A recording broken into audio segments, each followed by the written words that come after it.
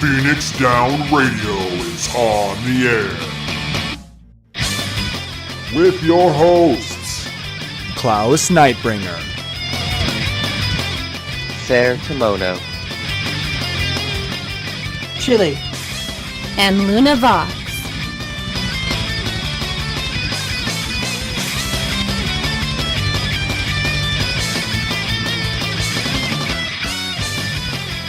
Welcome everybody to Phoenix Down Radio episode number 79. How is everybody doing tonight?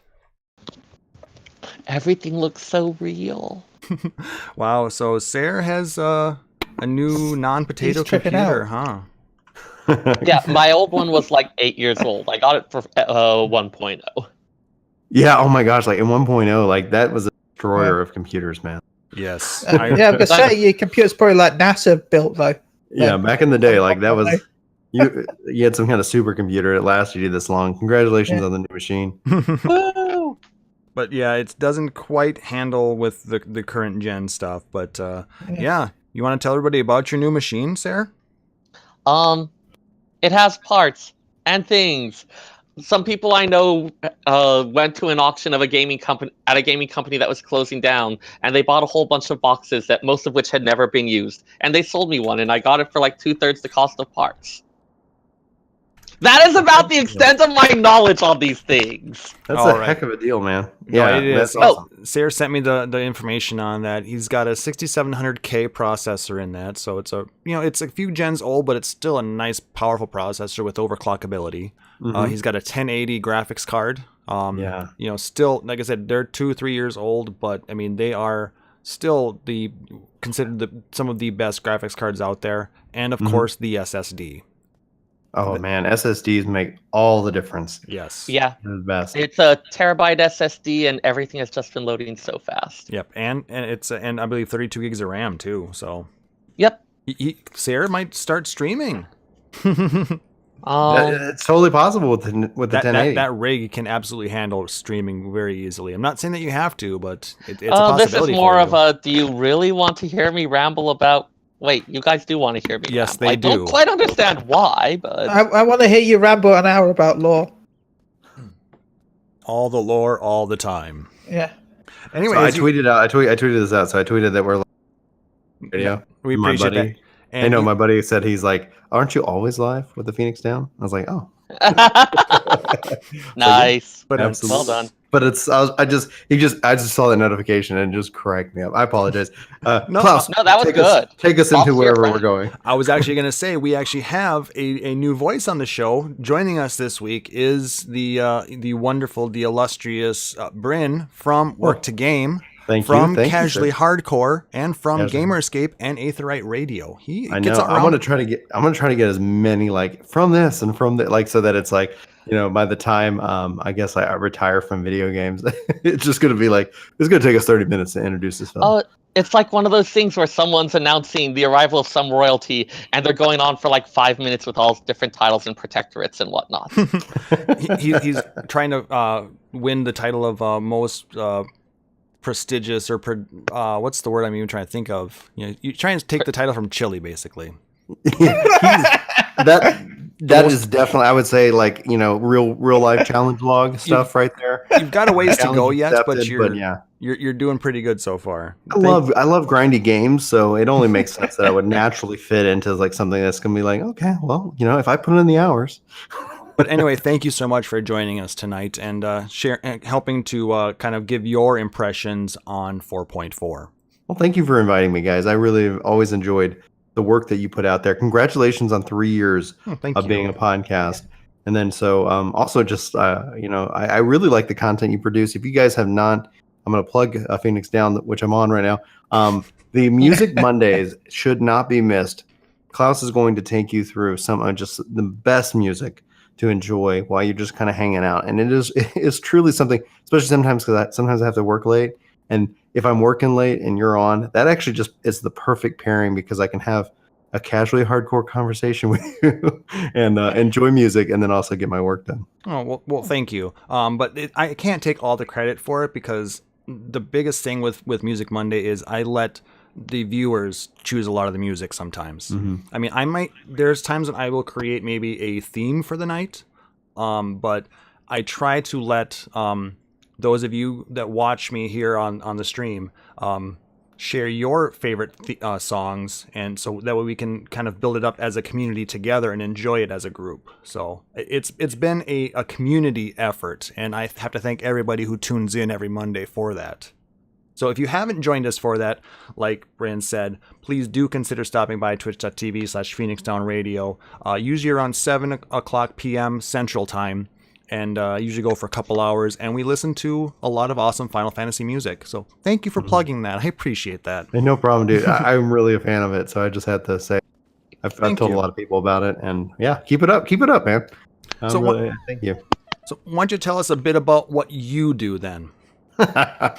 Well, I'm a dad, and I'm a gamer, and I'm a husband, and I'm a cartoonist who hasn't drawn a cartoon in forever because he's a dad, a husband, and a gamer. and a gamer. Sounds about right. Yeah, so it's like I've taken some of that artistic side to be able to apply it to thumbnails. So we started obviously Work to Game. That's kind of where I guess more people in the community know me from. But I actually have a different title that a lot of people who might not know me from, as I'm the oldest podcaster for Final Fantasy 14. They announced it at E3 in 2009, and I went out and I bought a mixer, and I started podcasting out of my kitchen. So before I was married, with a couple buddies, because we were really excited about the game. We ended up getting picked up by a website called FFXIV Core, and that website was owned by Curse. That is like no more, and there's so many backstories behind that. So before I ended up going over to Aetheryte Radio, kind of when we're like, well, what are we doing with 2.0? We're going to start that. I was just kind of sitting here talking, doing this. It's kind of funny to think, like, I've been talking about this game for 9 years. Wow. And it's like, so it's interesting when people make that connection when they did listen to the Crystal Core podcast before, like, Aetheryte Radio. They're like, oh my gosh, wait a minute, I know your voice. It's like, yeah. Hell, I remember Pet Food Alpha. Pet Food Alpha. That's from the GamerEscape guys. Deep cuts there. Deep cuts. So it's like, it's been like the community within 14. So like what I do, and why we ended up starting like not GamerEscape. I've always been doing that, but why I ended up kind of just also creating Work to Game with my buddy. And this is not to like bash on any content creator out there. But during the course of the last 9 years, I ended up having a couple of kids. And one of the things, like when the kids were little, like, okay, yeah, they don't understand what people are saying. And so like, my wife curses like a sailor.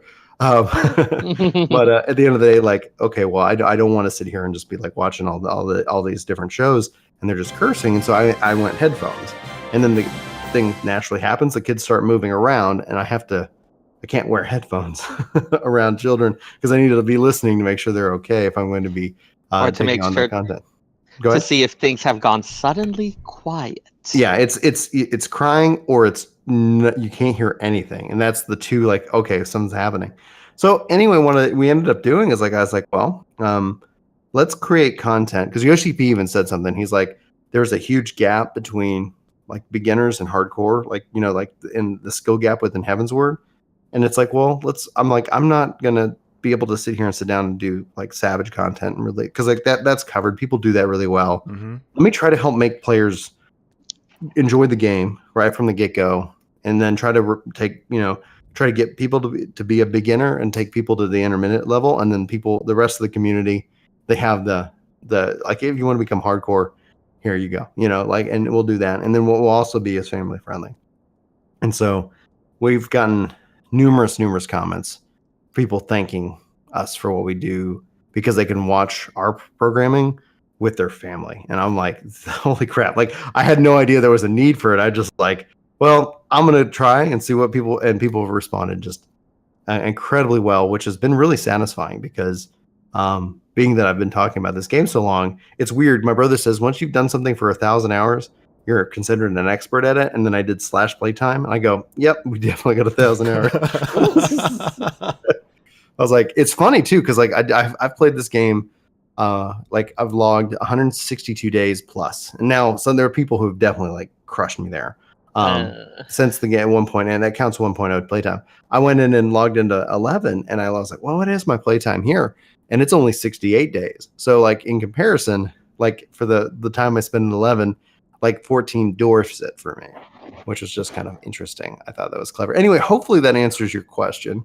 I guess there's always the more metaphysical, like, who am I? And I don't know if we need to go quite that deep tonight. I mean, dude, I will happily have that conversation. That's a fun one. We'll do that like, as an extra. Is Ryan? Who is Brin? Anyway, yeah. Is it meaningful to say that? Anyways.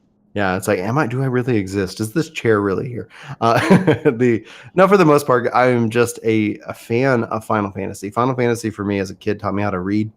I'm hyperly dyslexic, and so if you do ever see my stuff, if you ever go check us out, which you should, at Work to Game videos or Work to Game on YouTube, if you do check us out, like there will be times I will missay something, and I don't know I'm missaying it because I've been saying it that way my whole life.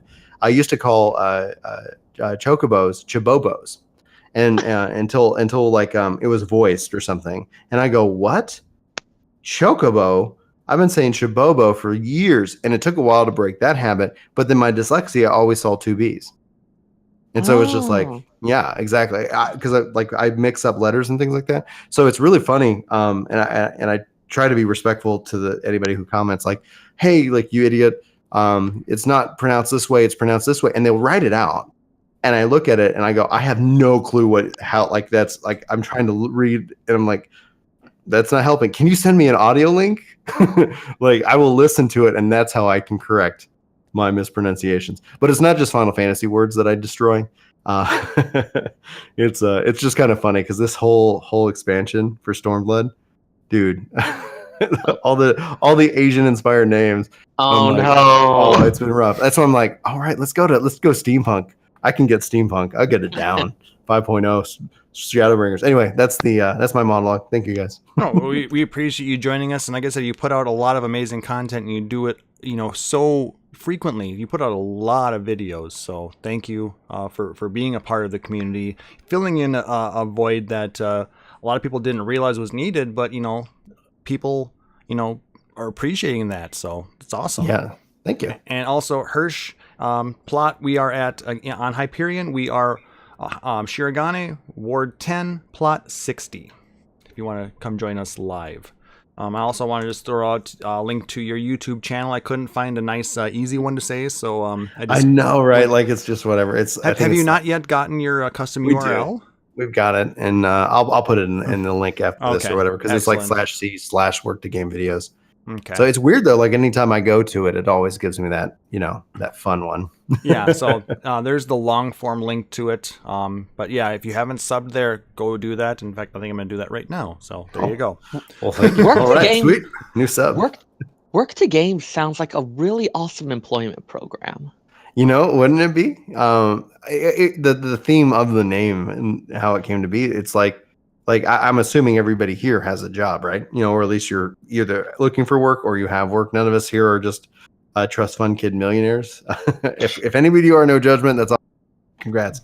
But it's like, no, it's like I really enjoy games, and it's trying to find that level of balance, especially as like people say, like, oh, I can't. I've heard this a lot. Like, oh man, I used to love raiding and I love this, when I was in college, but I don't have the time now. And it's like, well, maybe you do. Like, it's just a matter of priority. So what me and my wife do is we just kind of set up particular times in which that it's game time. It's like, cool. All right. Tuesday night, Wednesday night, Brian, can play games, and it's like, and I kind of, then my friends, that typically play, we all kind of get into that same kind of rhythm. And so it's totally possible. You just kind of have to, as an adult, you got to live by the schedule. Yeah. It's just like, okay, when can we do this? Like, because obviously other things have to happen. And so it's kind of like, how people say, like, you either live to eat or you eat to live. It's like, well, work to game. I work and I play games. Makes sense. Now we know what it means too. There you go. so much insight. Like there's all kinds of interesting things that, we're just like, I'll lay everything out. Like, how should I get started? Like, I really try to engage and always try to encourage, people like to start and to try. And then they'll ask for feedback. And it's like, I always kind of follow up. It's like, do you want feedback? Because I will absolutely tell you what I like and what I don't. And how that all boils down, especially into your own channel. And so like, if anybody's listening and wants starter tip number 1, have the best audio quality you can have. And then go from there. Like, yes, don't come into it with bad audio. Come into it like you'll figure out the content. You'll figure out what you want to do. But as far as it goes, audio, number one thing. Yes, people should like hearing you. You need to be able to be listened to for a long period of time. If the audio quality is scratchy and people can't stand listening to you, no matter how good your message is, exactly, they're not going to hear it. Well, thanks, Scar. and Scar is a man who he's a connoisseur of Final Fantasy 14 community members. So and the creative community. So he's everywhere as well. Okay, I know what you meant, but that made it sound like he's some kind of weird cannibal. That too, maybe. And he cannot confirm that.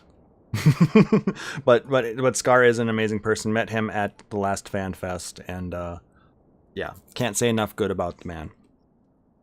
All right, so let's go ahead and jump into a little bit of more show news. Today, I'm also here. Oh, hi, Chili.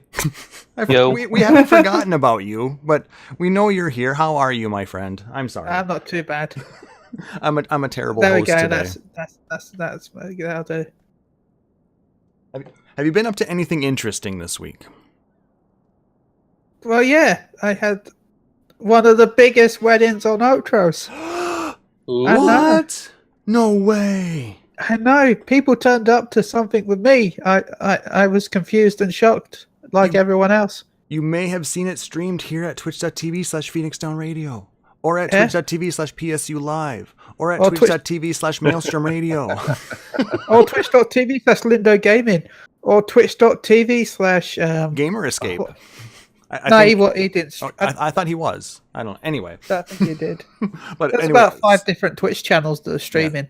Yeah. It was funny, and it was a very good wedding. There were a lot of people. Yeah. It was amazing, and I was very happy that people wanted to turn up. Congratulations, I guess. Thank you. Well, it was my character's 3rd anniversary, so. Congratulations awesome. to your wife for putting up with you for that long. I know. See, her the way she does it, the easiest way is the fact that she doesn't log on much. Except for the anniversary. When she gets free stuff. Yeah. But my wife's on a break from 14 right now, and it's like I'm hoping we'll get her back. Sadly there's a lot of people in that predicament right now. I mean, Luna is taking a break as well. And yes, I realized she was still in the intro. I'm having difficulty getting time to get it edited, so I might just keep her in there because everybody loves Luna. So you might just have to deal with that because she's still a part of the show. Maybe not as a voice on a regular basis, but she is still a part of this show. So I might just keep her in there out of respect and laziness. Anyway, anything else besides any other amazing things happen with you this week, Chili? Not really, to be honest. It's been a good week. Yes, Scarlet, keep her. Luna equals love. I will agree with that. All right. Did you get Hirsch's info there? Yeah, I'm doing it now. Wonderful. So they can join us. Nick Nar says, I respect that candor on the laziness. Well, sometimes you have to make sacrifices, and some things have to just kind of slip by. If I come across the time and I recreate something, maybe I will. But we'll go with what we've got for right now. Today in the Discord server, I had a request to add a new venting channel. So I know a lot of people deal with a lot of fun issues within the game and within Final Fantasy in general, or gaming in general. So I've gone ahead and created a new channel, hashtag inner-release. I figure you guys might enjoy the name. So if you need to vent about your bad Palace of the Dead group, a terrible Party Finder, or a horrible Duty Finder run, or you've had to run AlphaScape 3 10 times and still haven't gotten your damn lens drop because that damn ninja who's barely doing 2,000 DPS because they're always dead to the starboard or larboard laser. I mean, yeah, feel free to stop in and vent on that. Oh, that's great. No judgment, unless you want us to judge the other person who you're venting about, in which case we will judge exactly. the fuck out of we will not judge you. We will only judge the people that you are venting about, and only in passing. So it's a venting is a very good way to get rid of some of those inner demons, so to speak, and practice your valuable SAS skills. Yes. Sometimes you also have to. I mean, I still remember, because I do, as we know, I dabble in the savages. The sausages. And I have no issue with people being bad in any content, even the sausages. But we had one run where the red mage was barely out damaging the healers. Ooh. Even after giving them tips. Yeah. Just the tips. Yeah, just the tips. And then we also checked. We decided to use logs to check their damage. Not sorry. You guys are hilarious. No, you don't apologize. This is y'all show. We checked the log to see their damage, and they had a samurai as well. And the samurai did less damage than our warrior and paladin. So we decided sometimes people just don't seem to want to play the game and just sit there and auto attack, I guess. Maybe. I think that the game doesn't do a good enough. And I say this as a person who helps teach people how to play. That is like, I would love to be out of a job for that. Right? Just play monk. You learn your rotation at level 15. Except you don't necessarily. Yeah, like think of a healer perspective. It's like all the story quests, like all main whatever. It's like, and nowhere is it like, okay, here's how you can toggle damage, healing, and it's like, I'm not a fan of parsers, especially real time. I don't think that's what's needed. I think something at the end, like when I play PvP in this game, I immediately know if I did good or not at the end of the match. Like whether we win or lose, it's like I can look at stats. Mm-hmm. Like was I, like, hey, and then I could also compare myself against other of the same job. I would love to know at the end of a PvE run how I did. I'm going to bring up another MMO here called DC Universe. Mm-hmm. Once you beat a dungeon or raid or an instance, it actually pops up with the damage dealt, damage taken, healing done, and so forth at the end. Mm-hmm. Yeah. And I mean, like, you can say, like, oh, I got this slower thing, therefore I'm a bad. It's like, sure, that's the thing we fantasize about, but that doesn't actually tell you what you need to improve. And the cool thing about it might be, maybe it'll just show you your own, because I think the biggest fear people have is being judged. Right. Nobody wants to be judged by a random person. Identify it. We've like within the world of data analytics that we have nowadays. Any IT people out there, shout out.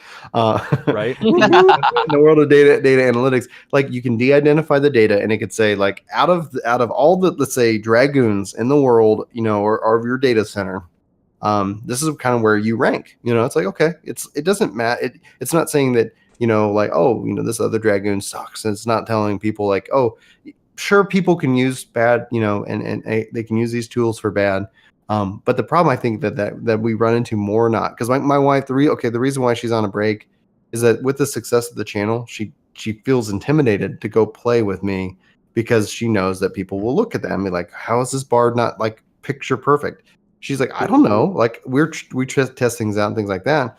And it's, like, okay, how can the game teach you? And the game doesn't. So you have to go out and seek it. And that it's a personality trait. When you make something, from an individual person, somebody is going to either go out and try to figure out how to be better, or someone's going to be like, I'm good enough and I'm fine. Mm-hmm. And neither are wrong, in my opinion. I think that if the game said and offered up just some kind of clue that they could do better, that secondary person would say, oh, okay, let me look at that, because I don't have to go seek another source. I don't have to leave the game to figure out how to play. I don't have to go watch videos. Yep. And not everybody has to be doing top tier DPS. Well, we're not even saying that, but just exactly. See, like, how do you know, like, is it that, okay, you're doing good enough? Like, yes, you're not doing optimal, whatever, but like, good enough. I like that use of that phrase there, actually. By the way, for those that do want to pass a little bit, but they're on console, I use a website myself called 2.digitalgames.de. Although it's not a parser, it hasn't been updated recently for this last patch, but it takes the time time and whatever health left of the dummy you find at Stone Sea Sky, and then it calculates to see how much damage you're actually doing. That's nice. Yep. And I'm not advocating people to go out and get a parser and then judge other people based on what they're Parsing doing. is illegal. We do not judge it. Exactly. I've used them in the past to gauge my own damage to see how I'm doing in comparison. What do you mean? And I ways. heard you used to use like the DPS fairy. Yeah, I have a DP. I've had a DPS. My wife fairy asked me to parse. She put it on PlayStation. Using a third-party tool, including a parser, is technically against the terms of service and can result in suspension or banning. Do shit at your own risk, dumbasses. Yes. Please do not use it unless. But I know that they know people use it. But they know it. People on PC, the Raiders, they use it. Mm-hmm. Essentially, you have a discrepancy. You are discriminating against console players because you don't have a system in place. And Yoshi P talked about them building in a system of something. He hinted at it at the last FanFest, and we haven't heard about what it is. And we haven't heard about it since he hinted at it at FanFest, and it's going to be 2 years coming up pretty soon. So I'm wondering if that's still in the cards. I don't think it's. If it is, it's probably going to be part of the UI changes. Because that'd be cool. That'd be really nice. And it does. And again, I don't even want it in real time. Like real time, people get obsessed with that. Just give me a report card. Hey, did you avoid things that you could have avoided? Hell, imagine if it doesn't tell you exactly. It just gives you A, B, C, D, E, F. Yeah, now I'm imagining you exit the dungeon and you get a little end of stage report card kind of thing. Oh, that'd be so nice. Yeah. Because then, here's the thing. So we talked about de-identifying. The other way to do it, the other option to do it, is that you compete against yourself each and every time. So it could tell you, did you do better than your last run? Is this your highest score for this dungeon? And you're only competing against yourself. Yeah, I mean, they did something like that in Final Fantasy 13. Oh yeah, I forgot about that. End of every I forgot about that game. I keep trying to forget about that game. A lot of people do. That game was perfectly fine. It was not perfectly fine. It was. Fight me in real life. I don't. By the way, guys, Hershon first just put it was the dual recorder that became their parser.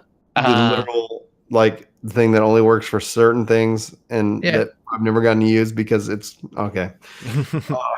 Charming. All right.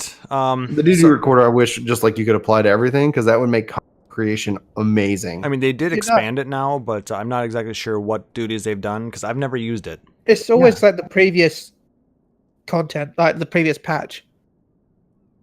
Also, whenever there's content out, it's not it's not additive for this content. Yeah, I have to imagine it takes a lot of some kind of resource or something if they have to keep doing that. Well, it does because I don't know if you noticed, but they also announced that once 4.4 came out, any recorded duty is no longer available. Oh, that's been true for pretty much every major update. The previous duties, and I'm guessing if I had to guess, I would guess that it's recording every action that happens in there, kind of and then you can sort of recreate it by just replaying all the steps. And that's why you can only have 3 of them on your account.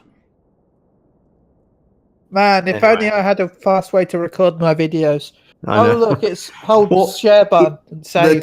The cool thing though about it is that you can go and position the camera. You can break the camera off from the people. You can kind of, like you said, because you can replay it, and that's where for me, I said this is going to be a huge asset to content creation when we're putting guides together for dungeons and content. And then it's so restricted that it's bummer. It's I hope that they can expand it to where it could be used in any content. Because even from just a machinima perspective, for people who want to create role play storylines and things like that, all of a sudden you can do that because you can sit here and say, okay, we're going to position this. And then later you can go back and you're like, well, let me put the camera at a unique, interesting angle to tell a story. And yeah, that's we what can't I do that. expected would happen. Well, Yeah. I believe we can also take it and you can look at it from any of the people's in their perspective. For the perspective. So I'm here like maybe I'm tanking, but then well, let's look at it from the healer where they should stand. Yep. And you don't have to go and like run it and record it and just churn all this video that's not like, anyway. So it reminds me of the Halo theater, because the Halo theater did that, and it was brilliant because you could go and really kind of see what's going on and anyway. Yeah, maybe if First and First is saying, well, if First and First is saying that's what he was talking about and alluding to, that's good. I'm happy they released it, but it's not exactly what we were expecting. Right. Well, it doesn't fix the problem of these newer players who might not, you still have to go outside of the game to figure out how to play. Yeah, like when I hear these ones, we know what purpose we wanted to put the original thing to. And it's like, this thing that they have released, does it actually fulfill that? What are they expecting us to do with it? Or is it just, okay, you players wanted this, you got it now? Mm-hmm. I don't know.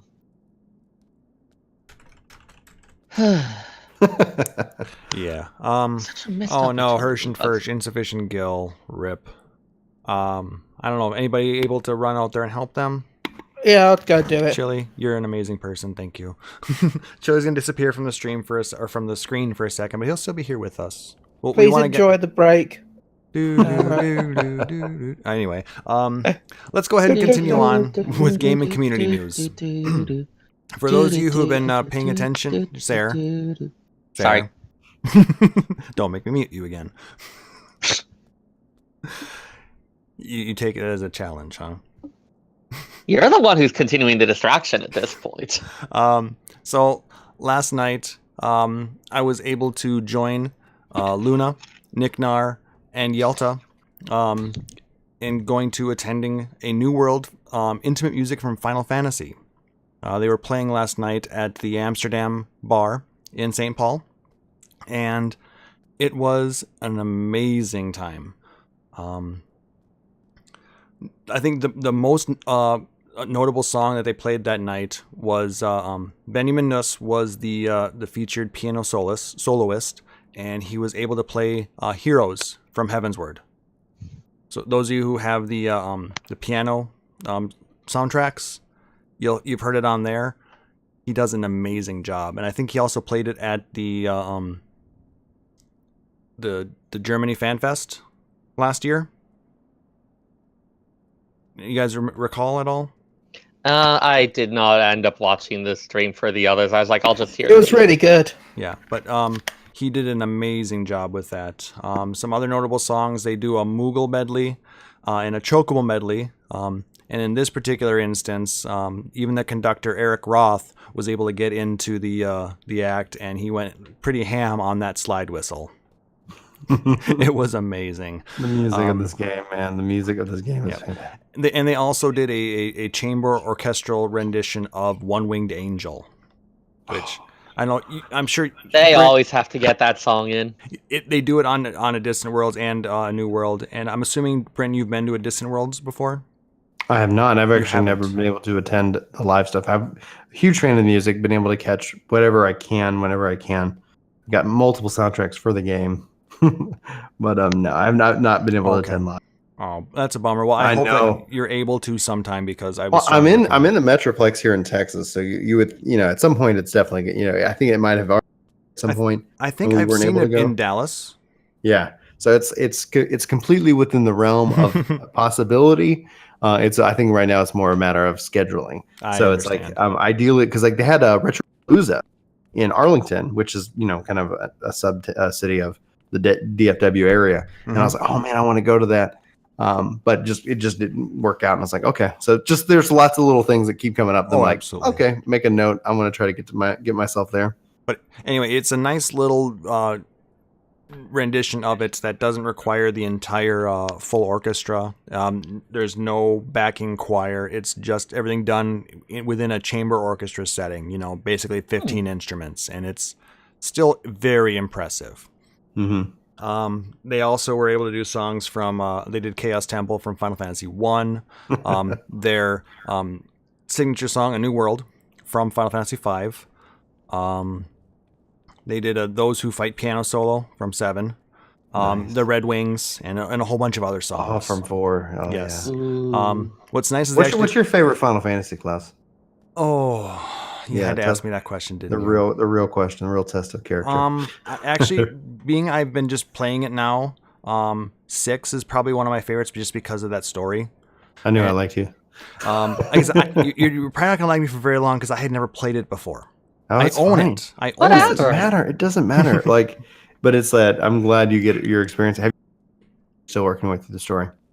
I am currently about to ascend Kefka's Tower, and I've been final time. Like he's destroyed the world. Yes. Hopefully, no spoilers. Yes. If it's a spoiler, sorry everybody. I've already seen everything, so don't worry about spoiling me. But dude, so I'm so jealous of you right now. Built up my character's levels. I've been streaming the entire thing. I do it on my Throwback Thursdays here at twitch.tv/Phoenix Down Radio. For those of you listening on the podcast, come join me sometime. Thursday, Throwback Thursday. Yeah, I figure it's a great time to do an older game, right? Mm-hmm. Anyway, so I've been playing with that. But kind of putting it off when the new patch comes out. And I'm hoping that my save game isn't all spoiled now, because we're having issues with the last time I was playing with it. Damn Steam. Mm-hmm. But I like that. I'm planning on jumping into 4 next. I mean, that also one of the seminal games, just for great story. 1 will always hold a special place in my heart, just because it was, it was one of the first games I got to play on the Nintendo. Actually, one of the first RPGs was actually Dragon Warrior. Yeah. Which I got for free for subscribing to Nintendo Power. I don't know how many other you guys out there. Yeah. No, me too. That's like Dragon Warrior is the reason why I played Final Fantasy, which is the reason why I played 14. Yeah, it actually is. That's my exact story too. So I got into that. But I also liked 7 I got on the PC. I never actually had a PlayStation, but we can talk about all that at maybe another time. Sorry. All these damn sidetracks. I'm here to derail. You're too good at that. I mean, you really belong here with us, I think, because that's what we do too. We sidetrack each other. Some great news that was announced at the concert, though.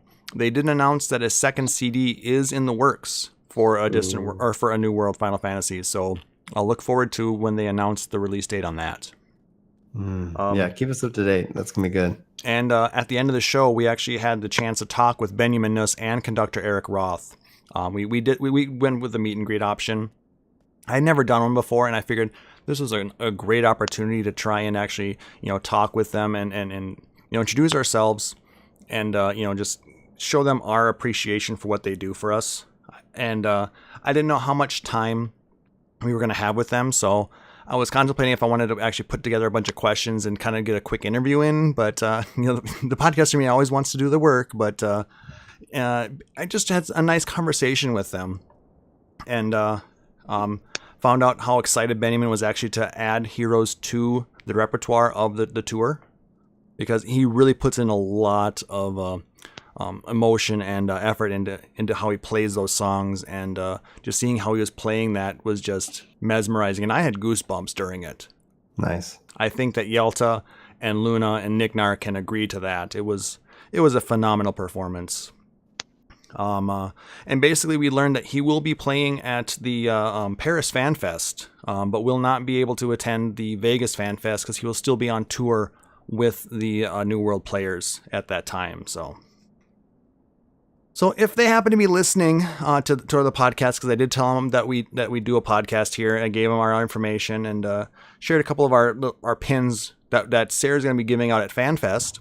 If they do happen to be listening to the show, thank you again, Eric and Benjamin, as well as the rest of the New World players, for actually giving us an amazing experience. The entire group really enjoyed it, and I wholeheartedly encourage anybody listening right now to go check them out and go see them if they're in your area. It's a great experience, and definitely go check it out. So that's my my take on that. Hopefully I've encouraged you guys to at least look them up. You've sold me on it. Like, I'm definitely going to make sure I don't. Alice. I'm actually going to try and get the look them up here and put the link to their website out there, so everybody can go check them out. I will also put that into the show notes in the for the podcast as well. And Hirsch, you know what? Come up and join us. That's fine. You're an amazing patron. If you want to come up and join us on the white couches, we're cool with that for now. All right. So continuing on, some Final Fantasy XIV news. The Final Fantasy XIV team will be at Game City, Vienna, coming up October 19th to 21st. I think this is a new event in Vienna, isn't it? Or at least the first time that 14 will be there. It's the first time I'm hearing of it, which is really kind of interesting. That's when you think about it, like they moved FanFest to February. Typically, it's in October. So I'm wondering, I don't think this has everything to do with it. The fact that they're not going to, they gives them that extra month to be able to go there. Is Yoshi P attending when they say the 14 team? I didn't see that.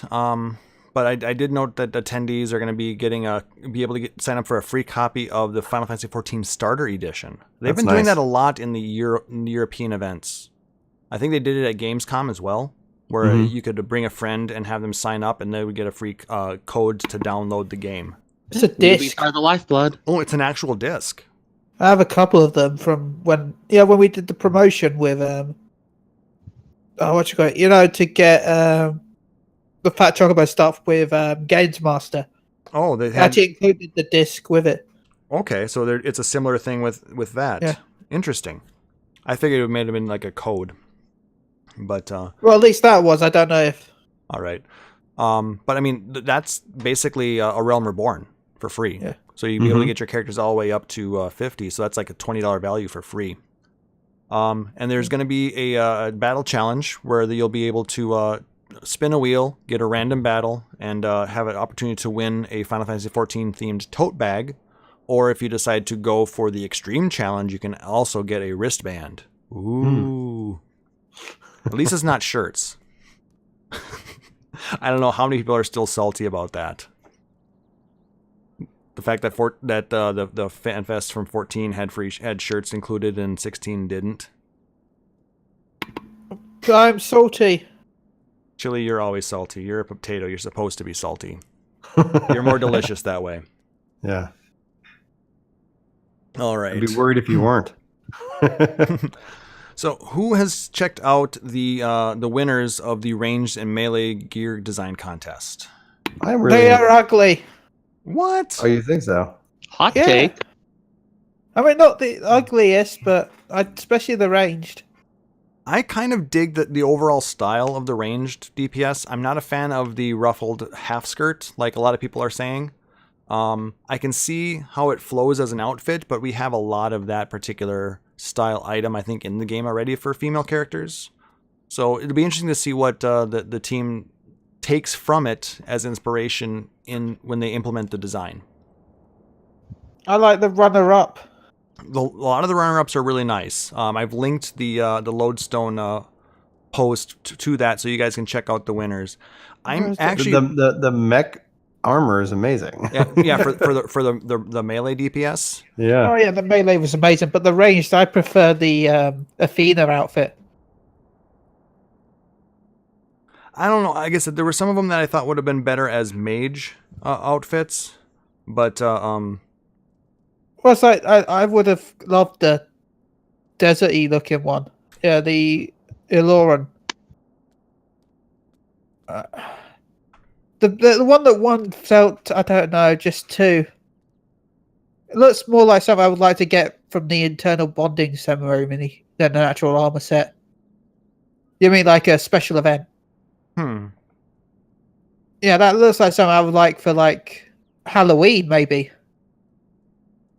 Yeah, like I think the community is insanely creative.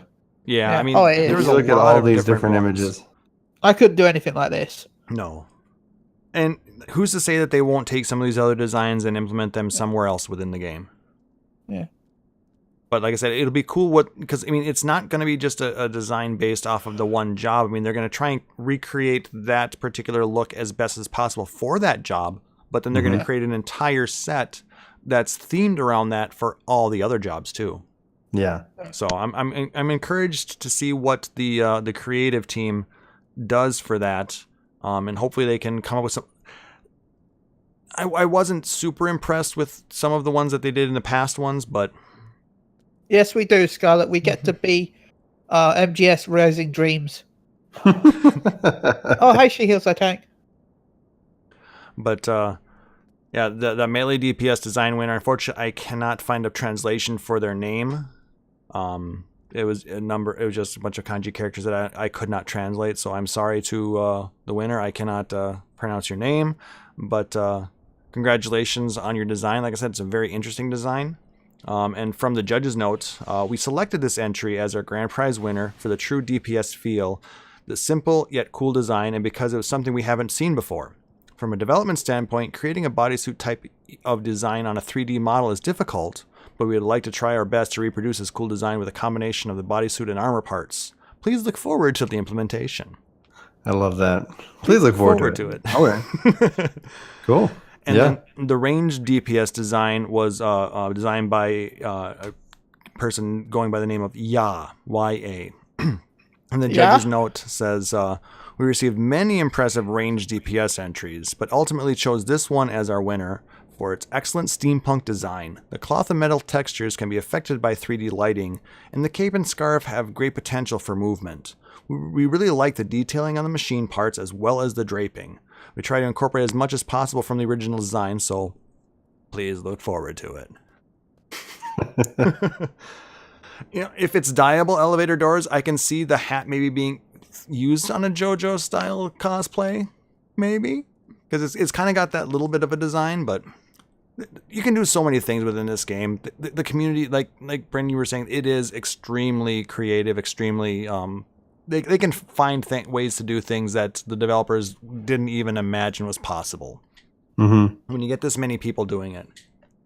Well, and it's so global too. It's one of the beautiful things that is just that I've always appreciated about the 14 community.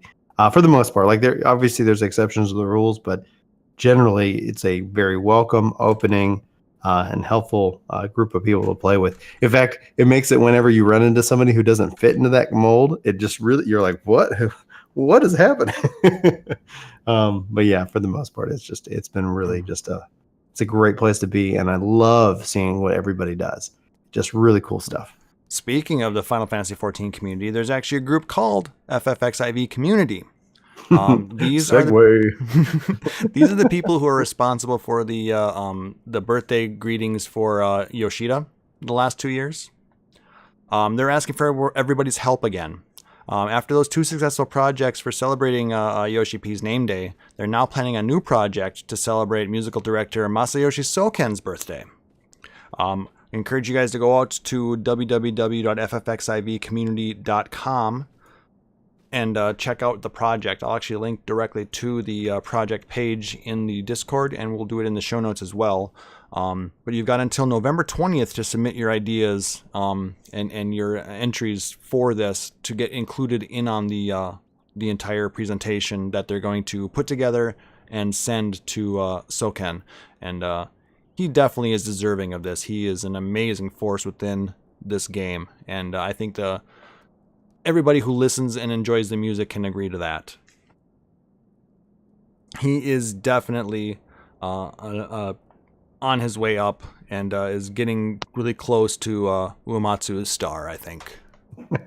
Soken is fantastic. He has definitely a different approach to all of that, and I really appreciate it.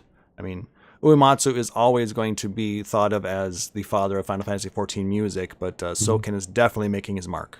And if you guys have heard in the news that he's basically retiring, he's been sick and he's taken some time to rest and heal up. Yep. I'm hoping he's got an as of unnamed ailment that he's dealing with right now. I haven't heard anything new beyond that, but like I said, we all wish him a speedy recovery and the best, and hope that he can return in some capacity to creating music again, whether it's on a more of a just a kind of a consultant type thing, or just from behind the desk, or even if he feels up to actually creating again. I mean, whatever. You have done more than enough for this community. So enjoy your rest and convalescence and feel better. Yeah, absolutely. And hopefully that's my goal. It's like as much as I to be able to return, I just want him to be happy and healthy and exactly enjoy the fruits of his labor. Yeah, he should be able to. I mean, but I know he has been working with the Final Fantasy VII HD redo to try and recreate some of his music from that. But I know there are a lot of very competent and very willing people out there who are willing to step up and try and fill some pretty big shoes. Mm-hmm. So I have no doubt that it will be able to be handled, but we still wish the best for Uematsu-san. I thought about asking last night about it, but I would assume that they probably didn't know any more than we would either.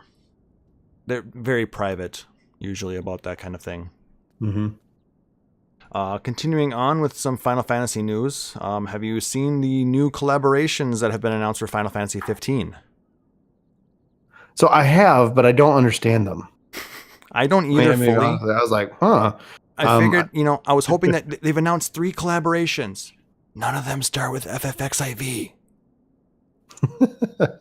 Man, Yoshi, when? Yeah, Yoshi, can we get the car? Let's Tabata, get the bros. Let's get the bros down. over 14. Yes. Come on. But they've announced collaborations with Terra Wars, a game I'm not familiar with, Shadow of the Tomb Raider, and a Japanese mobile game, Sengoku Action Puzzle DJ Nobunaga. You said that awesomely. It just sounds like a fun game Shadow to of the pronounce. Tomb Raider makes sense. Yeah, it's an SE game. I'm wondering, exactly. Is Terra Wars an SE game as well? Never heard of it. That's why I was like, it looked cool, like the character model they showed. Mm-hmm. I was like, okay. So essentially, like 15 is the game that they just keep supporting in an interesting way. So it's a fun thing to kind of jump back into from time to time. Mm-hmm. I would love to see them make some big changes to the Comrades DLC because I really love that gameplay, but the loading and the party matchup was so like painful that it eventually it's like, well, if they fix it, then I'll come back because it's like it felt like, oh my gosh, this could be Final Fantasy the version of Diablo, like just let you run around in this world multiplayer style. Maybe we'll get there. Maybe when we get the crossplay. Heck yeah, man! Bring it on! Because we've got the Windows version. I believe it's out on Xbox. Yeah, and PlayStation. Yeah, so I mean, if you can get crossplay there, then we could get some crossplay Comrades, and that could be a lot of fun. Because I did actually spend quite a bit of time playing Comrades for probably the first month or so when it was out. Yeah. Oh yeah. And I love the crafting of it. Mm-hmm. 15, it's an interesting game because I know it didn't meet necessarily what people were hoping for, but at the end of the day, I ended up enjoying it.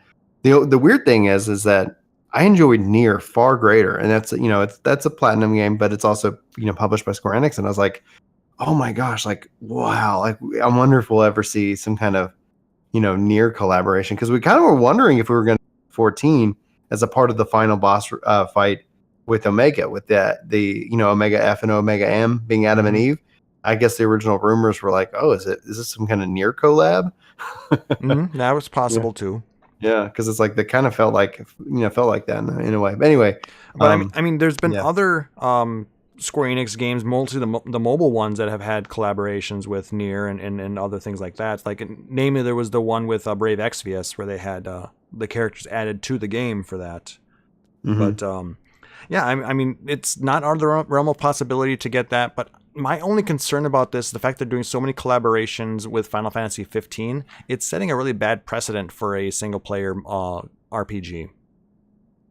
In the fact that they're supporting an RPG as a service for a single-player game. I blame Twitch for that. How so? I can elaborate. Yes, please do. So it's that because Twitch has come in and has been a really interesting change in how people publish games and people play games, and so the model is shifted to more ways that people can play and stream because that actually even I guess against Nintendo's view of it promotes the game, brings people into the community, extends the life of the game, and so Twitch has had just a huge foundational shift in how people publish games, and that means that that's why you see games like multiplayer and they do so well for the most part because it's like people are playing and streaming those things and that creates interesting and more content for people to watch. And so the narrative single player RPG is going to be much rarer, and that's where you're seeing that games as a service even apply into 15 I don't necessarily see it as a bad thing. I see it as a bad thing whenever it's like, oh, release the game and we'll fix it after the fact. But then you even look at like, Square Enix is also bucking that trend in some ways with games like Dragon Quest XI and with Octopath Traveler, and those games being like, here's the package, here's the game, here's a 100-hour RPG, like go nuts, etc. But those aren't games that live on the top of Twitch. Those aren't games that live on the top of Twitch. So those aren't games that people are going to be talking about for a long period of time. Yeah, I guess that kind of makes sense, but I can see them wanting to get their games like the Dragon Quest series, a little bit more exposure. Mm-hmm. So I'm like I said, it's tearing me a little bit because, like I said, I am a huge fan of the old school RPG. You get lots of content out of it, and you enjoy the game as you buy it. You don't have to buy a season pass to continue to get the full story. Right, and that's one of 15's biggest downfalls. Like even the trailers are canon, so it's like you have to play this, you have to watch the movies, you got to do all these things. And to your point, I completely agree. It would have been really cool if all that was built and baked into the one package, as opposed to having like the animes. Like all of this ties into the lore and the actual story. So if you go and play 15 and you consume all the other stuff besides just the core game, you're going to have a far better experience because you're going to understand the characters in the world better, because the game doesn't necessarily break that down for you. And to bring that home to 14, I think 14 does a great job at that. Like that, it's when I understand the world and the story. It's the type of game it is, though. It's designed to have constant updates, and we pay the subscription fee for that. Exactly. That's where an MMO is for. But like for a single player RPG, it's a totally different thing. And I guess where it scares me the most is with the upcoming Final Fantasy VII remake. Is that the type of path that's going to take? I know they had said it was going to be episodic. We're gonna get disc 1 as the first release, and then 2 and 3. But are we going to end up getting season passes to get the extra content possibly? Or are we going to have to wait until they release the entire thing to get the complete edition or the Midgar edition or whatever they end up calling the full edition? Right, because they're even doing another season pass for 15, and so it's like, well, I'll just wait. So the Royal Edition came out, and I was like, I'm not going to get it. I'm going to wait till the Royal Edition that's eventually going to come. And so it's true. It's like, okay, it's like Ubisoft, really. It's like, with the new Assassin's Creed game coming out, they've got the Ultimate Edition, but there's 3 different versions that are above the Ultimate Edition. Mm-hmm. Yeah. It's not Ultimate then, is it? It's what are they? The Ultimate Editions. Okay. It brings Ultimates. It like there's definitely a bigger conversation just around that one topic, because at the end of the day, like what they're doing with 15, we're still literally talking about 15. If they weren't doing it, we wouldn't be talking about it. Yeah. We would just say like, oh, I like 15 or I didn't like 15. But no, it's like, hey, da da da da. And so it's like it's an interesting social experiment. My bet is that they've made their money back. Hopefully it's profitable, and they're doing it as an experiment to see, does this help increase sales? Because if it does, ultimately we're going to see that going forward. When they release Comrades, I asked the question is, will every Final Fantasy game here on out have a multiplayer component? And my answer was, well, it probably should. At the end of the day, it doesn't have to be the core aspect of the main story, but not having multiplayer in today's society, like I said, bring it back to Twitch, 14, we're on Twitch, we're playing it. It's designed for updates. It's, there's a conversation going on with it that happens on a very regular cadence. I would expect we're going to see that as a part of the model going forward. And rare exceptions will be games that don't do that. And the question is that the games that don't do that, will they sell as well? And I don't know the answer to that question. Only the board of directors really knows that question. Amen to that, brother. But getting back to the collaboration, they currently have the Terra Wars collab live within Final Fantasy 15, which is a Mistwalker game. I love Mistwalker. Okay, so that's why they've got it in there, because Mistwalker has a lot of that. Isn't that what's his name's other new company? I'm bad with names right now, but it's the Final Fantasy father creator. Of Final Fantasy. Yeah. Yes.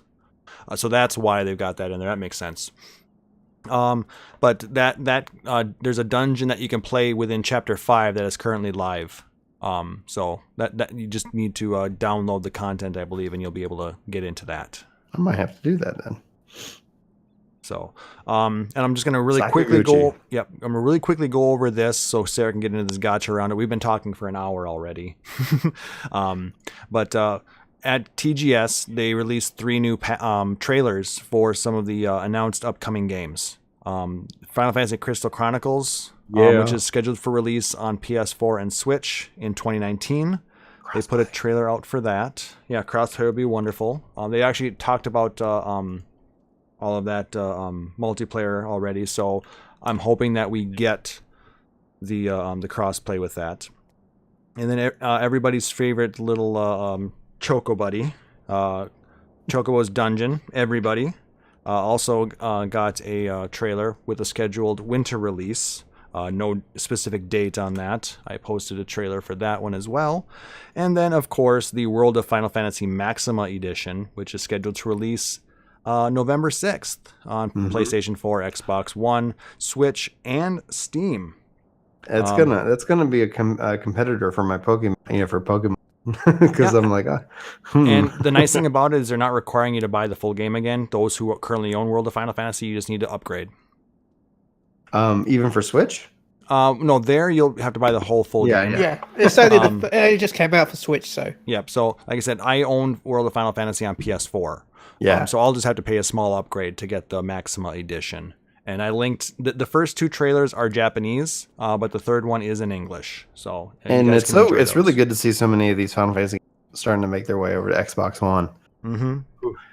Like I said, all these working hard, Phil. All of these talks with getting the crossplay, which everybody has wanted, are really yielding results. So. So that's that. Sarah, you want to go ahead and talk a little about the mobile Final Fantasies? If he's not asleep. I hope he's still there. Sarah. I guess I will take over while we... Well, we'll see if he comes back. Yeah, hopefully he comes back. So, Final Fantasy Record Keeper has the Autumn Festival going. You get a lot of special orbs with the event dungeons, new challenging battles, and relic draw banners, including brave modes and free gifts. I haven't gotten too deep into it. I wish Sarah was here to explain it better. Maybe once he figures out that we can't hear him or whatever, he will come back to us and explain it better. But Dissidia Final Fantasy Opera Omnia, which I have been playing quite a bit with, just released Chapter 10. They feature Final Fantasy VIII's favorite disciplinary committee, Cypher, Raijin, and Fujin, as you'll be able to gain them as playable characters. And they're also going through the Autumn Festival, which includes a lot of special tokens that you can use to upgrade and purchase 5-star weapons for your characters. They're also currently doing a Cactuar Conundrum special dungeon for the next 29 days where you can really get a lot of crystals and level ups. So take advantage of all of that because you can run that a lot. You don't have to worry about your stamina for depleting for running those. The Final Fantasy X collaboration continues within Mobius. There's currently a Yojimbo ranking event that you can climb the tower and fight everybody's gill mongering summon from Final Fantasy X. And they are adding new chapters all through October, and they've just added the Vanadil Monk job. You can draw that from your card summons and add that to your job pool. And Brave Exvius is Brave Exvius. It's a game that I can't get into. I know Sarah's played a bunch of it, but he must be taking a break on it. I'm not a big mobile game guy. Really? I've tried, and it's like that's where it's like when they're talking about Final Fantasy 11 and stuff like that. I'm like, maybe in Switch and PC, like just like come to other things besides mobile, and I'm in. But I've tried, and for me, my phone is more just for business, and I just don't watch. I'm not a big TV guy, but if I'm on my phone, I might watch a show or I might watch YouTube. Mm-hmm. I sit down with my Switch or like a console or PC to play a game, and maybe that's just the I don't know. I've literally tried. I'm like, okay, I'm going to download Record Keeper, and I played. It's like, and eventually it's like, I don't like playing on the phones, man. Well, and that's okay. I mean, it's no judgment against anybody who does. At a certain point, it takes a lot more to get into it, and being there free to play, eventually they're hoping that they get to a certain point where you're going to want to, actually purchase funds and to continue to become competitive and keep going with that. And some of the games, they've taken my money, Pokemon Go. But others, it's more. I find it more difficult to give them that money because I don't see the benefit of doing it. I mean, the biggest thing with Pokemon Go is it's got a multiplayer component that gets you out in the real world, and you can go out and you can spend a little bit of money and be social with it. You can go out and raid with your friends to get some of those mystical and high level Pokemon, and go out and trade with them and have a good time. For me to spend that same amount of money in Record Keeper, I don't get the same benefit out of it. So it all depends on what you're into. I mean, I can understand. I think I've put $5 into Record Keeper just to to give it a try. Try and get a couple of weapons real quick. But no, like I said, I just can't see myself dropping too much more into it. Again, I have there's if that's your thing, more power to you. If it's how you enjoy it, great. It's just not my cup of tea personally. But like I said, everybody has the things that they do enjoy. Like I said, I can get a lot of enjoyment out of Opera Omnia because of how they designed its play. It's not the standard stamina-based game that a lot of mobile games are. You either have to pay to get more stamina or wait. Certain aspects you can continue to play for as long as you want or as little as you want. Yeah. So it's a game that you can enjoy at your own pace, and I like that. I like how Hirschenverse is saying, so how about that Final Fantasy 14 app? And I've been avoiding talking about it because it sucks. It sucks. It is. It really, like, it was like a huge letdown for me. People were like, Brian, your mood changed to 14 since the app. It's like, this week. You subscribed to the premium service? Yeah. You're giving it a try, huh? Well, no, I did it out in space for the wedding, so. Oh, so it's for a 1 month thing, and then you will be letting it lapse. Yeah, understandable. I can appreciate that. Well, I don't know. I'm enjoying the extra time space, so I might keep it for now. I mean, for me, it's your money at the end of the day. I may just end up going ahead and buying another retainer instead. It's cheaper. $2. I mean, I understand where people might find it to be something that they can utilize because maybe they already have max retainers. Maybe they need that 10th retainer in order to keep everything going because they're an Omnicrafter and they are, they're basically running the economy on their server and they need all that space for all of their mats and all of their gear and all of that stuff. Or they, whatever. But for somebody who only has, I only have two extra retainers. I mean, it's a lot more cost effective for me to just spend $2 and get that second retainer or that third retainer versus spending $5 to get the third retainer and only 70 additional spots in my saddlebag. See, I don't have an issue with the app and with anything you guys just described. My issue falls more into the technical and what was either communicated or miscommunicated. I hadn't even gotten into that point yet. So I was sitting here like, can I chat with I was thinking like, I can chat with my people who are in the link shell and I can chat with people in my free company. No, it's like, it's not like I'm chatting with them in game. Yeah. And if they have the app and running. Right. Well, why? Yeah, exactly. Well, wait, why wouldn't I just use Discord? Because that's what we're using. And so like that was a big disappointment. And then the app is slow and I can't use it while I'm playing the game. So it's like, okay, well, if it's slow, like, and I'm blessed because I have the opportunity to work from home. So if I need to go do that inventory, I can log in and I can do it really quickly. So they're like, I get the value what people are, they're trying to go for it. But at the end of the day, like, especially if you're going to pay for it, and anybody can do what they want to do with their money. The app, I don't think, from a speed perspective and the user interface perspective, is where it needs to be. Hopefully, they correct it. Hopefully, this is the start, and this is the 1.0 Final Fantasy 1.0 app version. And by by this time next year or whatever, all of a sudden it comes around, and then it becomes a huge asset and becomes something you want to use. I'm always rooting for that. I'm not rooting for anybody ever to fail. But the way the app launched for me, I just really was left a bitter taste in my mouth, and I was like, fine. here are my thoughts on it. And I think I may have said this in the past. I work in IT. I'm a network guy.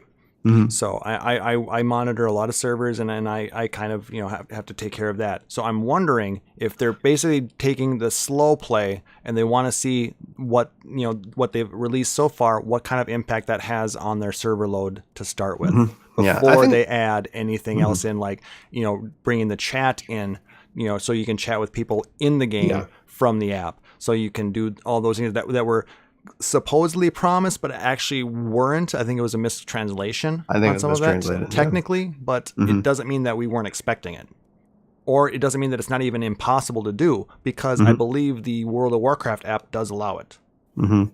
Yeah, it's possible. I think there's also the other thing that you didn't have. I think there's also things behind the scenes that have to change, or that they're changing, and it's things that we kind of talked to and alluded to in the pre-show.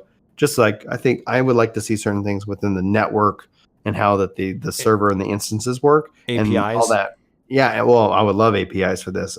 Maybe they need to work them out for their own stuff first. But that would be nice, by the way. Extra inventory and armory space for the $5. Yeah, I would say I think $5 is too expensive right now. $3 would be worth it. Especially for rings. I find that rings always, even with the increased armory space, get filled up really fast. Oh yeah, they fill because up you need two of them. Yeah. To the one of everything else. Yeah.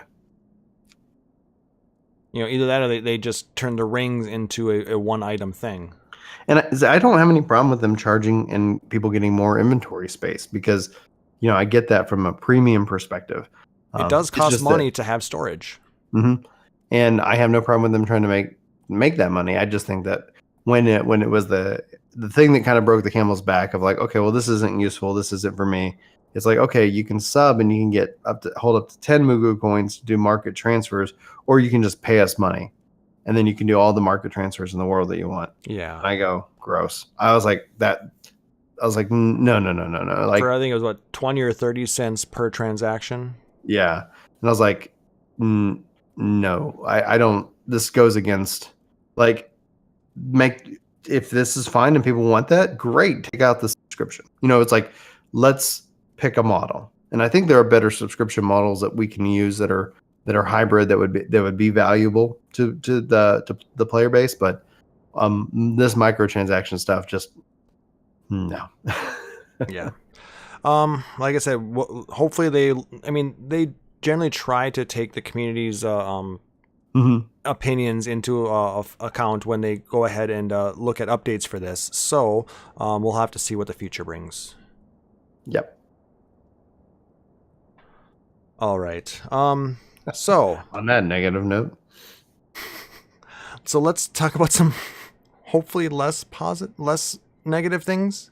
Oh yeah, if we're gonna get into 4.4 impressions, there's some real stuff about this patch. All right, and Sarah unfortunately had to head out for a little while, so we'll hopefully catch him later. So we'll go ahead and have our discussion topic here, and hopefully we can fill up some time with that. So we did just get patch 4.4 last week, and we are going to stay spoiler free for this episode, guys, so don't worry about that. We're going to do our best to make sure that we don't ruin any of the story, because that's the biggest thing about Final Fantasy XIV is its story, I think. It's definitely the thing that differentiates it from the other MMOs out there. Yeah. All right, so without getting into spoilers, let's talk about the main story quests. I loved it. I loved it. It, for me, I would say I wasn't like 4.2, 4.3. Like, the end of 4.3 was like, oh, okay, what's happening here? 4.4 was I appreciated every line of dialogue. I really just was like, they're finally, for me, getting back to the core story that I'm interested in. And I get that 4.2, 4.3, like that stuff had to happen to get to 4.4. But I really appreciated this story. But once again, like my only knock, so if I was going to rate it, I would definitely give it an A. The only thing that keeps it out of an A+ category is it feels random when certain cutscenes aren't voiced, that are like supposedly the big ones. It would be nice. Yeah, sorry. Yeah, no, you're fine. It's like, yeah, coming off at any point. But it's like, yeah, I'm like, oh, okay. I find myself going, is this cutscene voiced? And then it's like, oh, it is. Good. I'm going to kick back. Oh, is this cutscene voiced? Nope. Okay, got to pay attention and read. But it's, like for the small stuff, for the like little quests, like it never bothered me. But it's whenever they do like okay, they're actually going to cutscene it. I hope we get to the point where those can all be voice acted at some point in the future. Yeah, I will agree with that. I mean, there's certain parts where I know it will be more difficult, and it also gets to be cost prohibitive to get a large chunk like that voice acted, because it's not cheap. Nope.